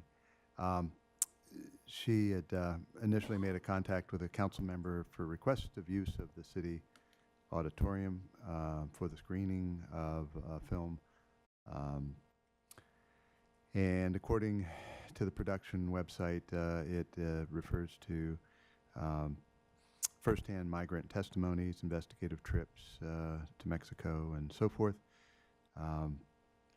They'd like to have an opportunity to utilize this venue, this auditorium, on either March 30th or March 31st. It's available on either night for approximately a 2-hour window that would include the screening of the movie and subsequent question and answer session. Ms. Coppell, as I understand, is available online, or we had sent a link anyway. I don't know if Assistant City Clerk could confirm whether she is online. But yeah. They would start about approximately 6:30 or 7. And what's being requested is a permission for use of the space, but specifically also waiver of any attendant fees associated with this production. Normally, there is a minimum 4-hour rental at $220 per hour for just use of the venue. There would also need to be at least one AV employee to help set up, get the screen down, run the movie, and break it back down again. That would be $50 an hour fee for 2 hours minimum, and staffing fee potentially if it went after 9 o'clock. We have rec employees who secure the building, lock doors and so forth. So in total, the facility rental and staff time costs would be approximately $1,000 one-time fee. And the request is for mayor and council to respectfully consider waiving those fees and allowing this film to be shown to the community free of charge. There will also be representatives of various organizations that would be available for a question and answer period. So the film's about 90 minutes, and the question and answer period, according to Ms. Capel, was approximately half an hour or so. And staff is not opposed to the request, but per the city's administrative regulations on facilities, the process is such that the mayor and council would need to be the body to authorize a waiver of fees and grant permission for use of the auditorium. Great, thank you, City Manager DeSpirito. So I just want to check to see if she's not. Okay. One of the, so I will say I am in support of this showing. One of the things that we have talked about as a council is our approach to engagement as it relates to immigration support or immigrant support. And I think part of that also relates to community outreach and education. And so I think that having, particularly for, I know that Jamie's a part of some organizations that really are doing a lot of hands-on work to help immigrant families. I think that this is a good way to, particularly for, I know that Jamie's a part of some organizations that really are doing a lot of. I was just singing your praises, Jamie. But doing a lot of work on the ground. And so I do think that as we are thinking about community outreach and community education, this is a type of event that is a little different from a Know Your Rights or your bystander training, but also kind of works to give that real life story that many members of our community may be facing or may have faced, to really try to help bridge the gap of understanding that some members of our community may have. So I will say I'm in support of us moving forward with this showing and the discussion that will happen. I think that this is these are the types of events that, as we're moving towards trying to figure out ways in which the city can be can truly be in support of our immigrant population. I think that this is one of the many ways that we can do it in an innovative, work with our nonprofit partners and organizations in a meaningful way to kind of help with resident education. Councilmember DeBala. Yeah, I'd like to give Jamie a chance to talk about her personal connection to this group, because there is one. And I would also like to say, I think that I agree. I think we should do everything that we can do to help educate on this issue. And this would be one easy entry for people who don't know a lot about the issue and want to learn. Thank you. And Jamie, if you want to come off of mute to just kind of introduce yourself and this effort. Thank you very much, Mayor Searcy and Councilmember DeBala. And I appreciate the council taking this request under consideration. I'm Jamie Copal, I'm a Ward 2 resident, and I traveled as a part of a group of residents from the Tacoma Park and Silver Spring communities to Agua Prieta, Sonora, Mexico in September of this past year as a part of a group really focused on getting to know the work that is happening on the border of U.S. and Mexico. Agua Prieta is a town that is just on the other side of the border from Douglas, Arizona. And during our experience there, really the purpose of our trip was to understand life on the border and the work that folks are doing to build bicultural, binational connections in support of folks not only migrating, but folks who are working to establish their lives in those border towns. And as a part of our experience, we were invited to help raise awareness of the work that is happening on the border, especially as our friends there had us shared with us the understanding that, you know, many people believe that border towns are places that people simply pass through, when in fact there's a vibrant culture of connection in those places. And that was what we had an opportunity to experience. And in a place like our city and in this region that is within 100 miles of a border, the ocean most specifically, we too can be considered by the terms of the government a place that is within reach of a border. And so there's a lot that we can explore and learn from this film. The filmmaker really is helping to tell the story of migration and the work of the communities that I mentioned, Agua Prieta and Douglas, Arizona, the work that those communities are doing to welcome migrants, in many cases to help those migrants create a home in those communities, and to explore what is causing them to migrate. So it helps us just to develop a more complete and full understanding of what it means to be a place that welcomes folks who are traveling, which is also something that I know Tacoma Park proudly considers itself to be. So I'm asking that the city consider this request, and we very much would look forward to the opportunity to screen in the auditorium.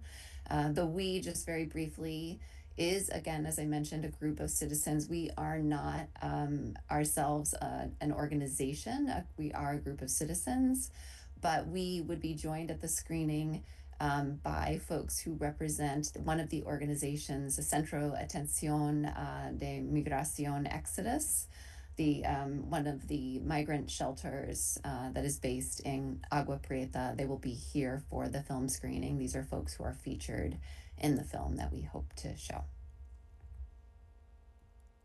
Great. Councilmember Schlegel? Thank you, Ms. Copel. And I might reach out to you separately about this topic because we do it in my class that I teach.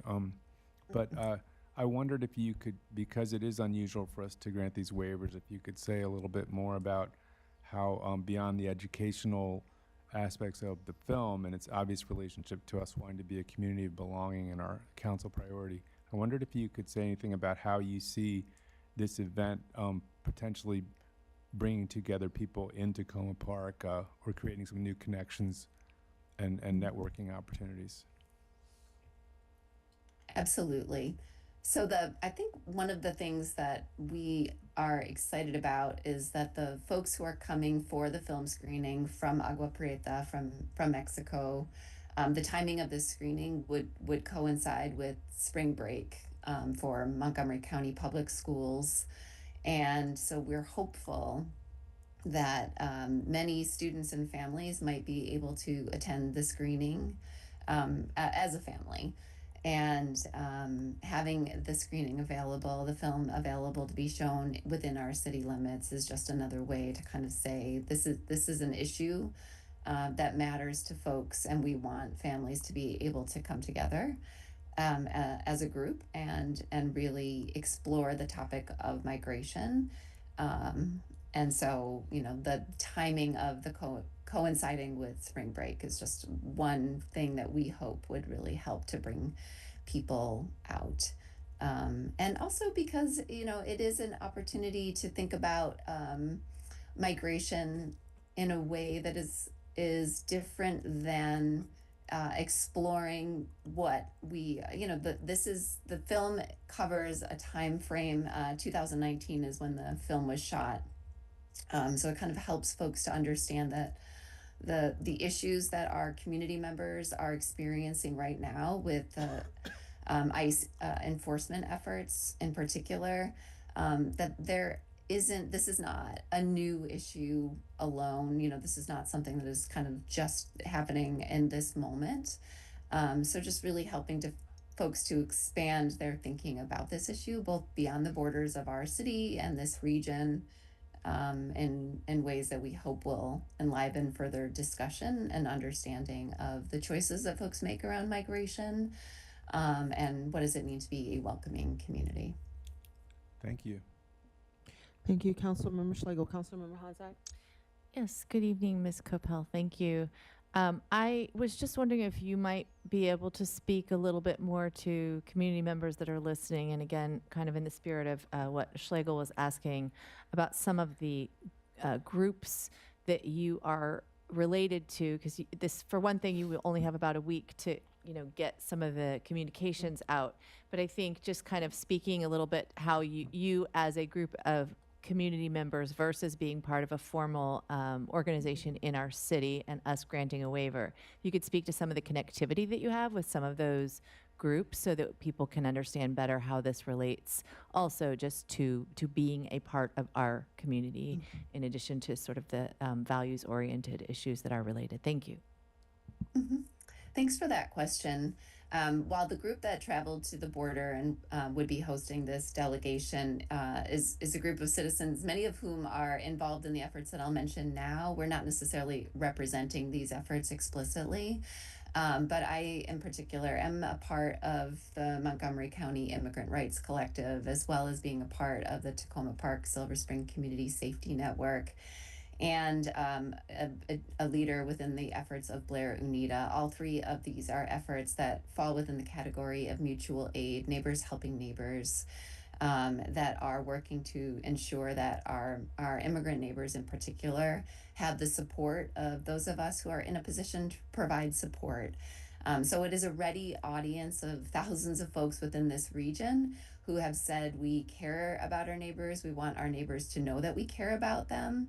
And so the opportunity to screen a film like this is an opportunity to come together to learn. It's a form of popular education, if you will. So personally, for my part, I would hope to share the news of this screening across those networks, as well as being a Montgomery County Public Schools parent. I would hope to share the screening with our local schools with an encouragement for families to consider attending with their children.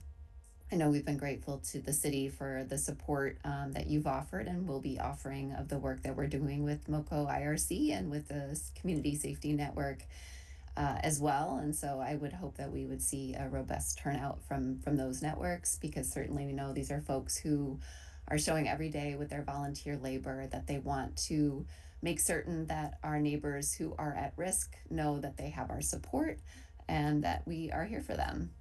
So the opportunity to come together, to learn, to explore, and to be in discussion with the filmmaker and those who wanted this story to be told, who will be here from Agua Prieta, feels like a perfect opportunity to do all of those things all at once. Thank you. Thank you, Councilmember Honzak. Councilmember Westlake. Thank you so much. I just wanted to ask what's the name of the filmmaker or filmmakers? And I'm wondering if they are affiliated, connected in any way with Tacoma Park. The filmmakers don't have a direct connection to Tacoma Park. Again, these are folks who have been working with folks on the U.S.-Mexico border in Agua Prieta and Douglas, Arizona, for quite some time, and so there will be a series of screenings that are happening over the course of a month, featuring the folks who are coming again from the border to be here. While they're here, they'll be doing some work to visit with folks on the Hill, and really seeking to raise awareness of the specific challenges and opportunities that are faced by people who are living in those border towns. But they are really working hard to make sure that in those travels, they're connecting with folks who have visited their border towns, so that they're building greater awareness across the country of the realities of life on the border. Great, thank you. But do you actually have a name of the filmmaker or filmmakers? Yes, so the filmmaker, so there's a journalist, and sorry, I'm just pulling it back up to remind myself so I don't misspeak. So the name of the filmmaker is Dr. Paley, who worked with Dr. Avina. Those are the two folks who kind of told the story, and I can get you the specific name because my notes are not opening right now, but I can follow up and share that with Councilmember Dibala and Mayor Searcy to pass along. Great, thank you. Mm-hmm. All right. Are there any other questions about this item? Okay. I would like to, because of the scheduling, and I know that there's been some additional questions for information, but given the scheduling, I would like to get a little bit of a hand vote to see where the council is leaning in terms of approval of this item, so that staff can be given a bit of a heads up in terms of how to proceed. Can I take a quick hand vote now? All those in favor of supporting this movie showing and the waiver of the fees? Okay, it looks like it would be unanimous. So, so if we can, Jamie, if you wouldn't mind still just providing us with that additional information, so my colleagues, if there are any additional follow-up questions, we can address those. And then Rob will work with you and staff in terms of logistics, because I understand that this is a bit of a tight timeline, and we want to try to make sure that you can actually market your event. Thank you. Yes, I will send that as follow-up this evening, and I'm deeply grateful to you all for considering the request, and it sounds like potentially approving it. Excellent. Thank you so much. Thank you. Okay, next item is the State Highway Administration Priority Letter. Poor Devin. And we don't even have a table out here for you this time.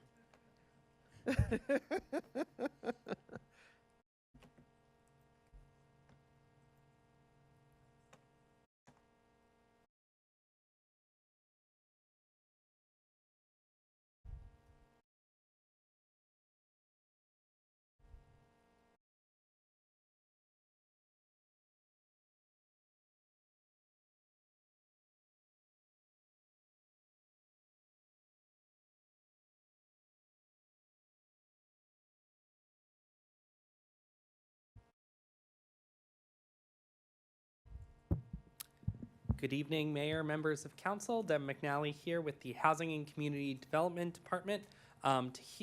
Tonight, we're talking about the Maryland State Highway Administration Priority Letter. So a little bit about kind of what this is. So I'm going to start at a high level. The Maryland Department of Transportation has what they call their Consolidated Transportation Program. What that is their CIP of investment in kind of roadway maintenance infrastructure. So we are at the start of their process looking ahead. So they start in April, they go through September, and then this time next year is when they're actually going to be talking about the process that we're kind of starting with.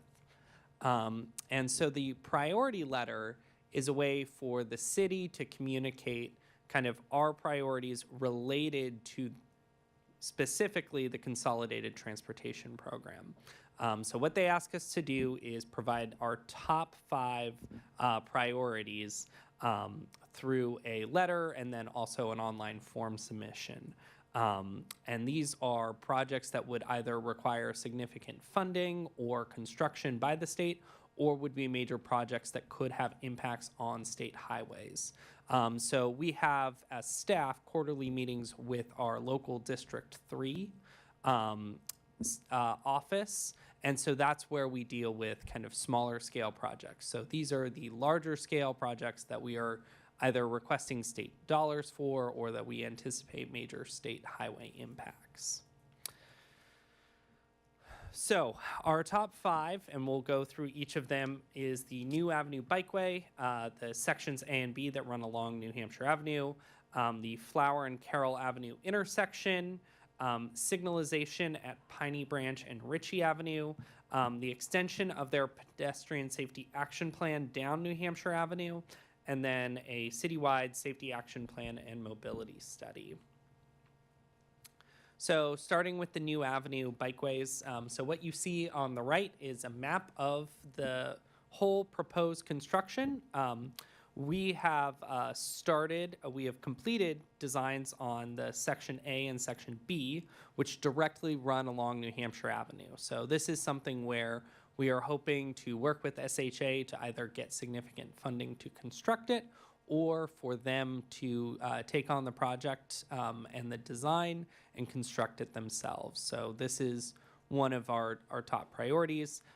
We are currently just got awarded funding to do the connector portion at the very top, and then the district connector at the very bottom is kind of in early design stage. For Carroll Avenue, this is really focused on that intersection with Flower. There are significant issues with ADA compliance. That photograph on the right is a great example where the crosswalk button is up 3 flights of stairs or three steps. So we want them to go in there and really just improve the intersection, make it compliant and accessible for all of our residents. So that people can move. And we know that this is a really critical piece of infrastructure for the city. This one is the traffic signal at Piney Branch and Ritchie Avenue. We did get a stop sign, a flashing stop sign there, but we are looking at signalization given the proximity to schools, the traffic speed moving down Piney Branch, and then the curvature and topography.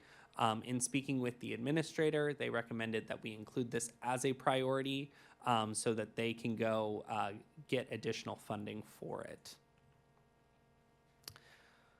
So currently, north of University Boulevard, there is a pedestrian safety action plan along New Hampshire Avenue. However, it stops at University Boulevard. What we are asking them to do is include New Hampshire Avenue to the south in this pedestrian safety action plan. We want to make sure that all improvements and thought is given because, yes, we realize that there are people traveling to the north of us down to the future Purple Line stop, but there are also residents that will be traveling up to the Purple Line stop, and we want to make sure that any sort of improvements to New Hampshire related to this project include our residents. And then finally, looking at a safety action plan and mobility study, we had originally wanted to use Safe Streets for All funding to do this work. We unfortunately, given the current administration, had to decline that funding. So we are looking for ways to eventually address this. As you saw in the kind of annual report by the police department, there are some significant concerns about pedestrian safety, especially along some of our state highways. And so any efforts that we would take would significantly look at those specific stretches of roadway and ideally propose some interventions there. So the deadline to submit all this is April 1st. So we are pulling this together. And so we are asking that the council approve the resolution directing us to kind of put in for these 5 priorities. And then we'll be submitting it along with a letter from the city manager through an online portal that will start their kind of process. So with all of that, I will take any questions you might have. Great. Councilmember DeBala. Yeah, good evening. Thank you for hanging in. 2 quick things. One is maybe there is some information that was presented in the police report, such as crash data, that might be useful for the letter. So you might want to take a look at that. 1 or 2 sentences that make the case. And secondly, on the rehabilitation of Flower and Carroll Avenue intersection, thank you. It really needs to be done. Given the history of trying to work on this intersection, I might be a little more comfortable if we added an associated measures. Because I have visions of them paying for crosswalk, for handicap ramps and not doing anything else. So I would feel better if we made that edit. Thank you. Thank you, Councilmember DeBala. Councilmember Landman. Thank you very much for including the Ritchie Avenue Piney Branch traffic light. I realize that it's a relatively expensive thing, and that's why you had to put it on this list and not just rely on jawboning. But I just want to note that it is actually not one of the bullets on the front on the resolution itself. I think that change was made after this resolution was initially drafted. So the language does not include the Ritchie Avenue site. So please, that's probably something that can be just corrected by using the language that you used in your slide before we leave here this evening without too much trouble. And I just wanted to also flag that I think that the one that is listed here that you did not mention in your talk just now was the evaluation of lowering speed limits along state highways. And I would encourage us to make that part of the overall action plan. It seems like it would be, the speed limits would be a component of that. Yeah, so that might have been an earlier draft that was circulated. Over the weekend, we had to make some changes, so we only get 5. So in order to put in the signalization, we had to drop the evaluation of lower speed limits. It still would be something that we certainly will raise, but in terms of kind of doing this, we know that that would probably be bolstered by a traffic and safety study. And so in thinking through kind of this request, and this is an annual letter that we can put in for, we decided to drop that request and put in the signalization at Piney Branch and Ritchie. And I'll make sure that the updated resolution is sent around, just in case. Thank you. Councilmember Schlegel. Yes, thank you. And I had one question about how this actually becomes actionable. Did you say a year from now their consolidated transportation program begins to get underway in terms of construction or other studies happening? And so this is a year-long process leading up to that? Correct. So they're looking, essentially this is like a rolling 5-year plan. And so they are always looking, essentially starting, if you think about like, they need to have everything buttoned up and squared away for the legislative session. And so they are thinking not about this legislative session, but next year's legislative session. And so it's a little bit of like, we have to think almost like a couple years down the line with some of this stuff, because that's just, they need time to go in, take in feedback, put it through their process, and then bring it forward to the legislature. Okay, thank you. And obviously, I'm pleased about the idea of extending the New Hampshire Avenue safety piece and that being tied to the bikeway construction potentially. I'll just mention it. I don't know where it would ever fall in terms of negotiations or request to SHA, but the loss of that lane by the fire station, it's something to continue looking at and to see whether the work they did that led to the loss of the lane might at some point be reversed or something. I don't know whether is is that a dead issue now? I see the city manager shaking his head. Yeah, my guess is this is the one on Carroll Avenue, right? So at yeah. this point, it's just motorists are making their adjustments and maybe choosing other routes or whatever. Yeah, they've spent a lot of time at Carroll Avenue, and kind of the message they have given us is for the moment they want to let things play out and not revisit it until some time has passed. Okay, thank you. Thank you. Councilmember Honzak. Yeah, thank you. I just had two little questions. One is on the item that Councilmember DeBala brought up. I know that at that same intersection, that Carroll and Flower, on the southwest corner, I don't know about the other ones, the button is like placed on the wrong side of the pole. Okay, yes, so I would either support what Councilmember DeBala suggested, or I'm going to send you some language. Just, okay, so, and then secondly, so this is maybe a curveball, you can say placeholder, could we talk later off the dais?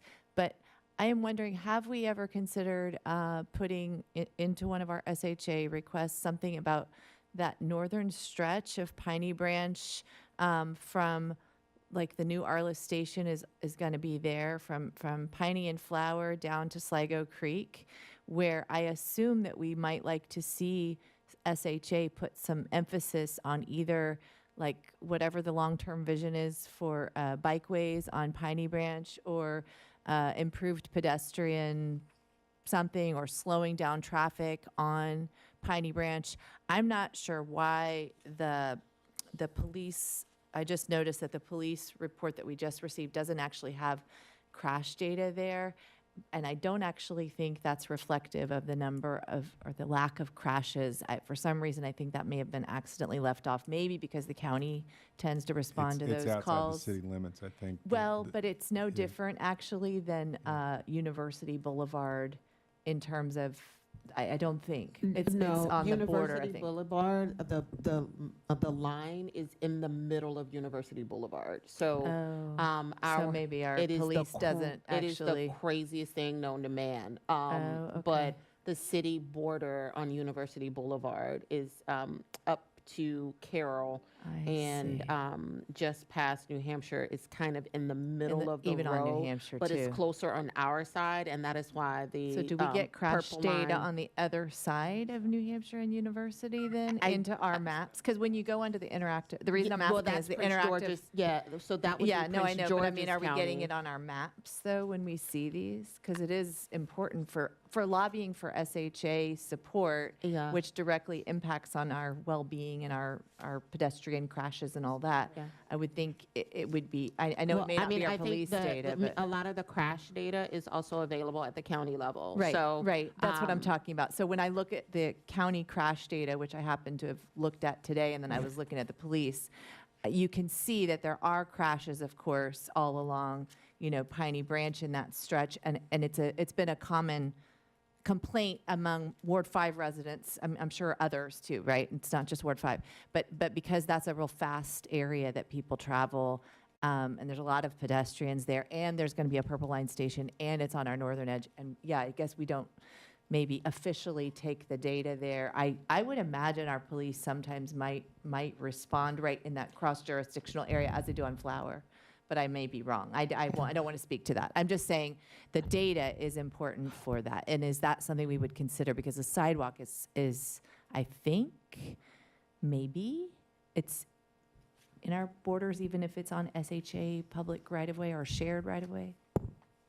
So we can clarify what we control in terms of the right-of-way on Yeah. Piney Branch. What I can say is we can also reach out to the county. I believe they have some plans for Piney Branch and bikeways specifically. Yeah, that's what I was wondering, because I haven't seen that portion that I'm talking about. And I mean, since we have the Ritchie one that Councilmember Landman was referencing, it's the same piece of road, right? Right. It's a They stop will, but sign and- it would be, in terms of a request, and it sounds like it's not a request for this year's Well, request. no, because I would have brought it forward sooner, but I'm just asking if that's on the radar for the future. Yeah, we would want to kind of constrain ourselves to what's within our kind Yeah. of like city. Yep. But certainly we can have some conversations with the county about what their long-term plans are and provide those. I believe they have quite a bit planned for the Piney Branch area. I just don't know the status of if it's in early design phase, if it's waiting, they've designed it, they're just waiting for the purple line, and we can get that information to you. And it may also be helpful because the county also submits its SHA priority letter. And so, it is a bit of a delicate dance specifically for those projects that are within the county's jurisdiction, especially if we have very limited number of asks to use our ask for something that is in the county's domain, and they're not asking for it, and they're using one of their items. So, the Ritchie intersection though is very, very similar. So the situation. Ritchie, well, actually, it's a little, Ritchie is different in that there has already been lots of coordination between the county and the city on that particular item. So Councilmember Stewart, Delegate Charkoudian, we have been beating the Purple Line folks over the head about doing something really, and SHA over the head about doing something related to a signal at Ritchie. So that one is a little bit different, and the reason why that item is being asked for is because in a more recent conversation that I've had with Secretary Pines, they have already evaluated Ritchie, have identified it also as a problematic area for them. It's a matter of cost. And so if we are able to include it as a priority, as one of our priorities, it gives them a little bit more to be able to go and say, we think this is a really important thing. The city has included it as one of its priorities. General Assembly, give us the money. So this is one where it's a little bit more because there's been so much back and forth on it, that it's more of a lobbying piece, not just for us, but also for SHA to get the funding. Okay, well, thank you for allowing me the indulgence of that. I wanted to put this into the public dialogue in front of all my colleagues as well. I think it's a part of town that it's coming now to a head because the Flower Avenue Bikeway is well on its way. Arliss Station will be up and running soon, just like the other Crossroads area, and I'm eager to see us maybe now. And I'm in my 4th year. And I have SHA stuff moves slow, so I would love to start putting this more forcefully and get help from my colleagues on how to navigate on that issue. Thank you. Thank you, Councilmember Hanzat. Councilmember DeBala. Yeah, I was thinking more about the junction study and the follow-up that the original junction study had 2 parts, and part 1 was the short-term stuff, which they did, and part 2 is the long-term stuff, which they didn't do. But as I look at this list of priorities, and knowing that we can only have 5, I am having trouble figuring out what should bump. But I don't want to lose the thought that we still need to return to the bigger picture. And maybe there's another way to get at it with SHA than this priority list. Thank you. All right. Well, thank you so much. Definitely look forward to seeing the revised resolution, but really appreciate all of the work that staff has been doing, not just to identify these top priorities, but in order to identify these types of priorities, I really think it's important for people at home to know that there's a ton of work. Like, you just got a little bit of a window into the amount of work that has to happen before you can even get to the point where you can defend a priority. And so I'm really appreciative of all of the staff work that has gone into all of these initiatives thus far so that we're able to push it forward with SHA. All right, thank you so much. Okay, last item, and I know it's late, so I don't want to belabor the point. So the last item tonight is the charter amendment resolution. And so because of the weather cancellation, of the public hearing that was supposed to be held on Monday. What I've learned in conversations with City Clerk Carpenter and our city attorney is that to have another or a rain day, so to speak, for the next public hearing, it would require us to go through the process of notifications again. So it would be additional 20-some days that we would need to do ahead of time and the like. And so what came to mind for me was the fact that we have a couple of items on the table that I think it would be helpful, at least for us to acknowledge these items that have been on the table. I've introduced a new one as a way for us to determine what is the next step and whether or not a public hearing is necessary or not. So just for folks at home, one item on the table, Councilmember DeBala shared a resolution to just kind of put pen to paper on what would be a voting item should the council decide within its authority to move forward with voting for 4-year terms. That would require a public hearing. That would require us to go through the full process. It would also enable a petition. And so that's one item that's on the table. The other item that's on the table, Councilmember Landman had submitted a resolution regarding a referendum. So basically, requiring us to put this on the ballot, making it an advisory item on the ballot would not require a public hearing. And so that's one item. What I have introduced in a resolution is, for me, the issue is I feel like, one, there is a need for more time to have meaningful exchange with residents. And while a referendum is a good way to get the voter feedback, I am concerned about the impact of people who may not vote and what their thoughts are. So our non-U.S. citizens who may, because of what's going on in the world, just not want to touch a city election right now. Our youth that are not technically old enough this time around to vote, but maybe are looking, or we're looking forward to being able to vote in the future and wanting to make sure that we could give ourselves a little bit more time.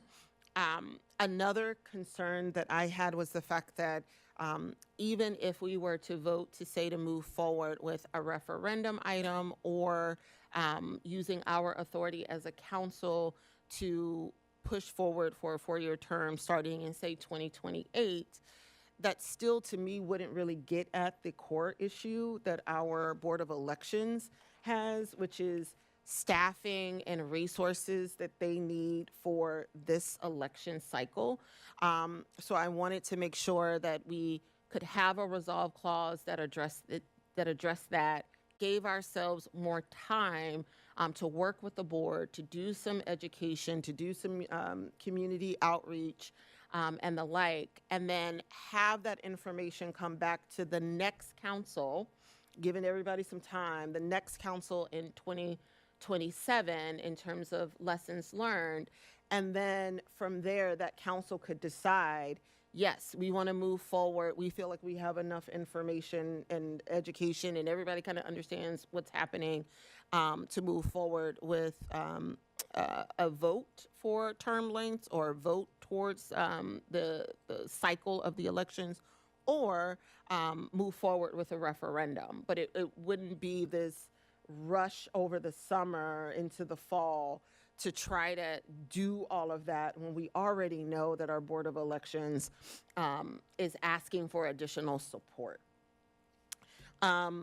So these are the three options that are on the table. I'm gonna pause to see if folks have any initial thoughts. I will say for each item, it would be a little different follow-up. If folks are leaning towards the first item, which would be changing the terms, that means, our city clerk would have to go through the process of re-advertising and putting forward for a public hearing. If we go forward with a referendum, we would need to work with our Board of Elections, make sure that we're all in agreement on the language of the referendum, and then also talk about education that would need to start happening over the course of the summer into the fall.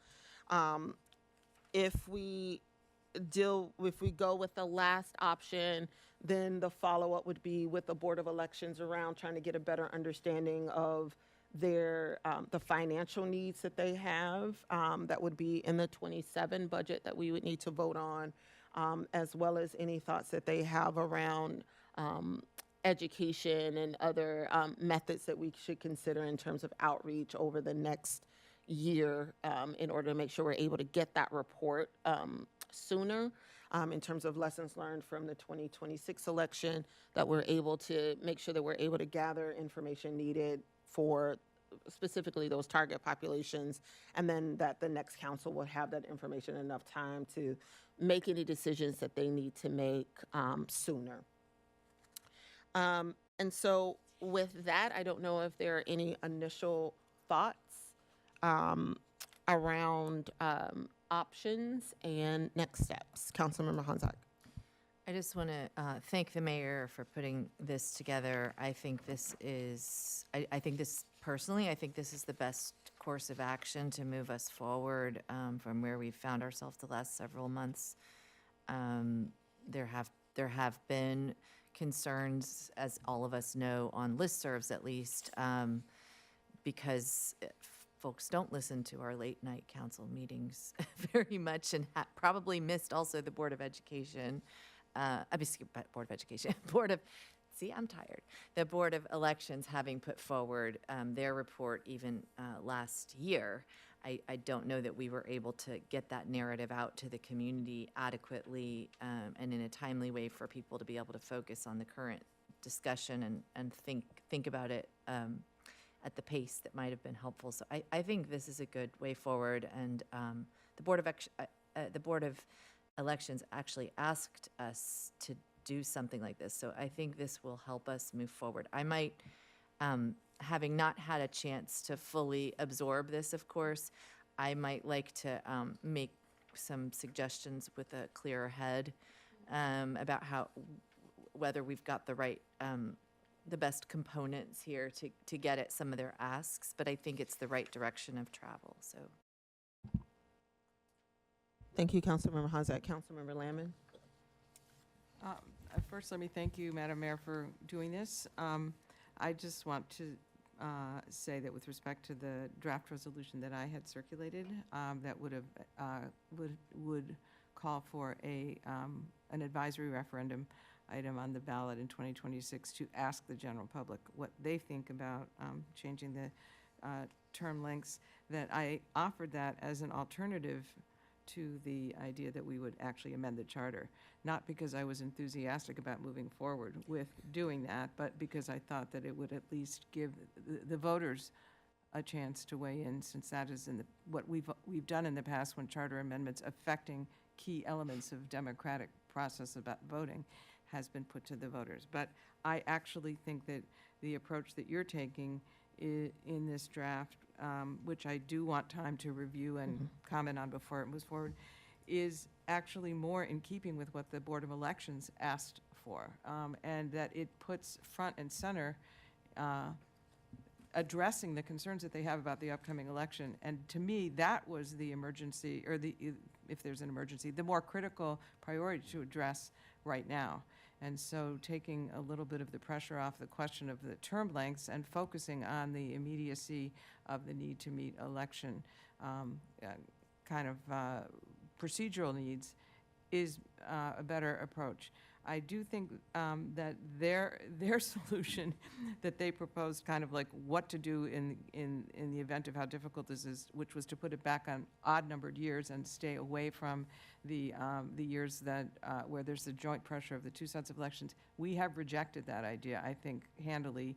There seemed to be unanimity on that. So that just makes it all the more important that we address their other concerns. So I would, if it's useful, if we move forward in this way, I would happily withdraw my proposed resolution, because that it served its purpose if it created an alternative that is more putting forward the needs of the election board as a priority. Thank you. Thank you very much. Councilmember Schlegel? I have appreciated the discussion that Councilmember DeBala's proposal has engendered in the last several weeks, and I think it's been very helpful in casting a spotlight on underlying issues of like sustainability for the council, challenges for new members, and so there's definitely work for us as a council or the next council to be doing in terms of thinking about how this priority we have of engagement. Part of engagement is having people who are so engaged that they're familiar enough with city processes that they're ready to stand for election and step in and serve well. And so that wouldn't be a Board of Elections issue themselves, a Board of Education maybe. So I am pleased with the idea of the third resolution. It's my first time seeing it, so the fourth whereas, I just wanted to comment that it wasn't clear on page 22 in the report whether they were identifying that medium priority as them doing some evaluation of election cycles and term lengths, or whether they were asking the council to evaluate that, because then at the end of the report in Appendix 6, there's a little bit of a discrepancy. Appendix 6, it has summary of critical priorities, immediate action. It's on page 36. And in their immediate action required, as well as medium-term planning and ongoing monitoring, they do not mention any call for doing anything about term lengths. So there certainly are lots of other things that they were asking for us to do sooner. Yeah, and I appreciate that point. And just for everyone's notice, I just need to know whether or not if we're not going to go down the path of needing to schedule a public hearing or deal with a referendum, then that's awesome. We would have time to go through and wordsmith, run this by the Board of Elections, have another work session to make sure we're all on the same page in terms of the final language in the resolution, and then move forward with the vote. Because I saw that as well. I saw that wasn't included in the appendix, but in the main body of the report, they did note it. And Councilmember Landman, to your point, in the Board of Elections, their last set of meeting notes, it seemed as if they also were not willing to take it to the odd year, but maybe consider moving it earlier in the year. So it's not in alignment. I mean, it's like in the spring versus putting it at the same time. I think we as a council have said, hey, we really want it to be during at the same time. But we also recognize that it may be a little bit more labor intensive. So I kept the cycle in the resolves because I wanted them to at least be able to say, hey, we've gotten this extra support. We've ran the 2026 elections. We've done our report. Great. We have learned that if you just shell out a little extra money, we're fine with having it happen at the same time as the federal and the state elections. Or they could come back and say, you know what? You've shelled out some extra money and it's still not fine, right? So I wanted to kind of still leave that window open for them to come back with a recommendation like that. But we can, and I did talk to to Jesse about this as well, that if this is, seems more in line with where the council would like us to kind of finalize, then we will follow up with the Board of Elections and have them take a look and make sure that there's some points that if needed to be clarified, and if we need to get some cost estimates, particularly for the 2027 budget for us, then that would be really helpful and a good way for us to move forward. And of course, I know it's late. Edits are welcome. I just sprung it on everybody because I just wanted to get what was in my brain in terms of what I felt like the concerns were on paper. And so if you take a look and you see some things that are a little off or you would like to edit, please just feel free to send me those edits. So I just want to make sure I'm clear. So it sounds like folks are leaning towards the option that I've put forward, and then that way we can move forward from there, and then move forward with this next option and not have to move forward with a referendum or a public hearing on changing the terms right now. Could I just thank the National Weather Service for their extremely bad forecasting that gave us the opportunity to rethink this in the way that you have done, Madam Mayor? No worries. I think we're good. Councilmember DeBala? Yeah, I think this makes sense. It's not feasible to do the process that we need to do and still make a short-term change in election in timing. And as we discussed last week, 2028 has a lot of merit anyway.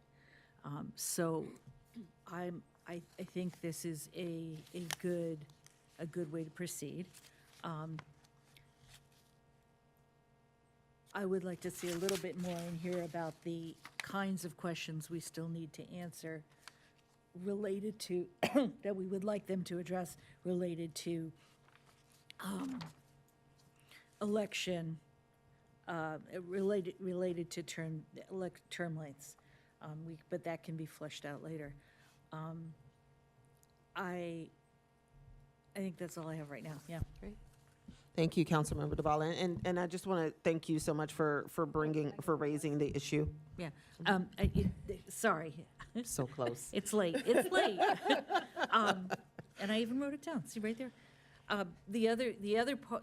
So there were two reasons why I brought it up in the first place, and one is the concern about elections, and there is also the concern about council members being as effective as possible in representing representing our constituents. And in both cases, there are other solutions. They cost money and they take time, and I'm fine with pursuing other solutions, but I don't want to lose those two problems that need to be addressed. Thank you. Thank you. Councilmember Hazak? Yeah, well, no, I think it's just important that on the closing note, if I happen to be the last one, that that we keep center of mind that this is going to cost us money. Okay, I mean, I just don't want us to disagree later. This is going to cost us some money, like a substantial amount. We must support, because Appendix 6 at the very top has only one critical item, and it's a staffing issue, volunteer and staffing. And we also haven't solved and aren't planning to, it sounds like, because we don't have any great ideas for it and we're not willing to go there, to move the cycle to a different time. So we're going to be competing for election workers. Jesse's team has been taxed heavily. We're going to need to figure out how to help her not be struggling. The Board of Elections team has said, you got to do this before the next election. So I hope they will agree that money will go pretty far to solving the problems, but we're not only going to need to do money for that, but this, in its current rendition, will require some money for education and engagement, will require money then moving into the next year. And then one more thing that I want to flag as a sort of a warning, even though I'm supporting this, is that last election, they were so overstretched, the team, that they weren't able to produce the report until about a year after the election was finished. So if, for example, we want this stuff to all happen, like next summer, not this summer, but the next summer, then that would fall within the time period that last time they were still working on their report. So again, money, money, money. And just, we need to prepare. We need to start preparing the narratives for residents, and I ask for my colleagues to help with that, to prepare people to say, hey, we got to put our money where our mouths are. If we don't support moving forward with a council referendum right now, then we need to be ready to put a fair amount of money behind it. Thanks. Thank you, Councilmember Honzak. Councilmember Westerle. Thank you, and I'll keep it short and closing minded. I just wanted to say thank you, Mayor Searcy, for putting together this proposal. I agree with my colleagues. I think it makes the most sense of how we can move forward. And I really wanted to publicly thank Councilmember DeBala. She put so much work into this and with so much good intention. And I think it's a bit unfortunate. I think that the public perception got kind of warped on that in certain ways. So, and I know that she's kind of taken a lot of the heat on that, which I don't think is deserved. So I just wanted to thank her for trying out this thing that could have been unpopular. And we heard ways that people weren't into it. But keeping, trying to make change that you thought would be better for the city. So thank you. Thank you very much, Councilmember DeBala. Yes. All right, and y'all, we made it before midnight. Hot dog. Everyone have a fantastic night. All right. It's only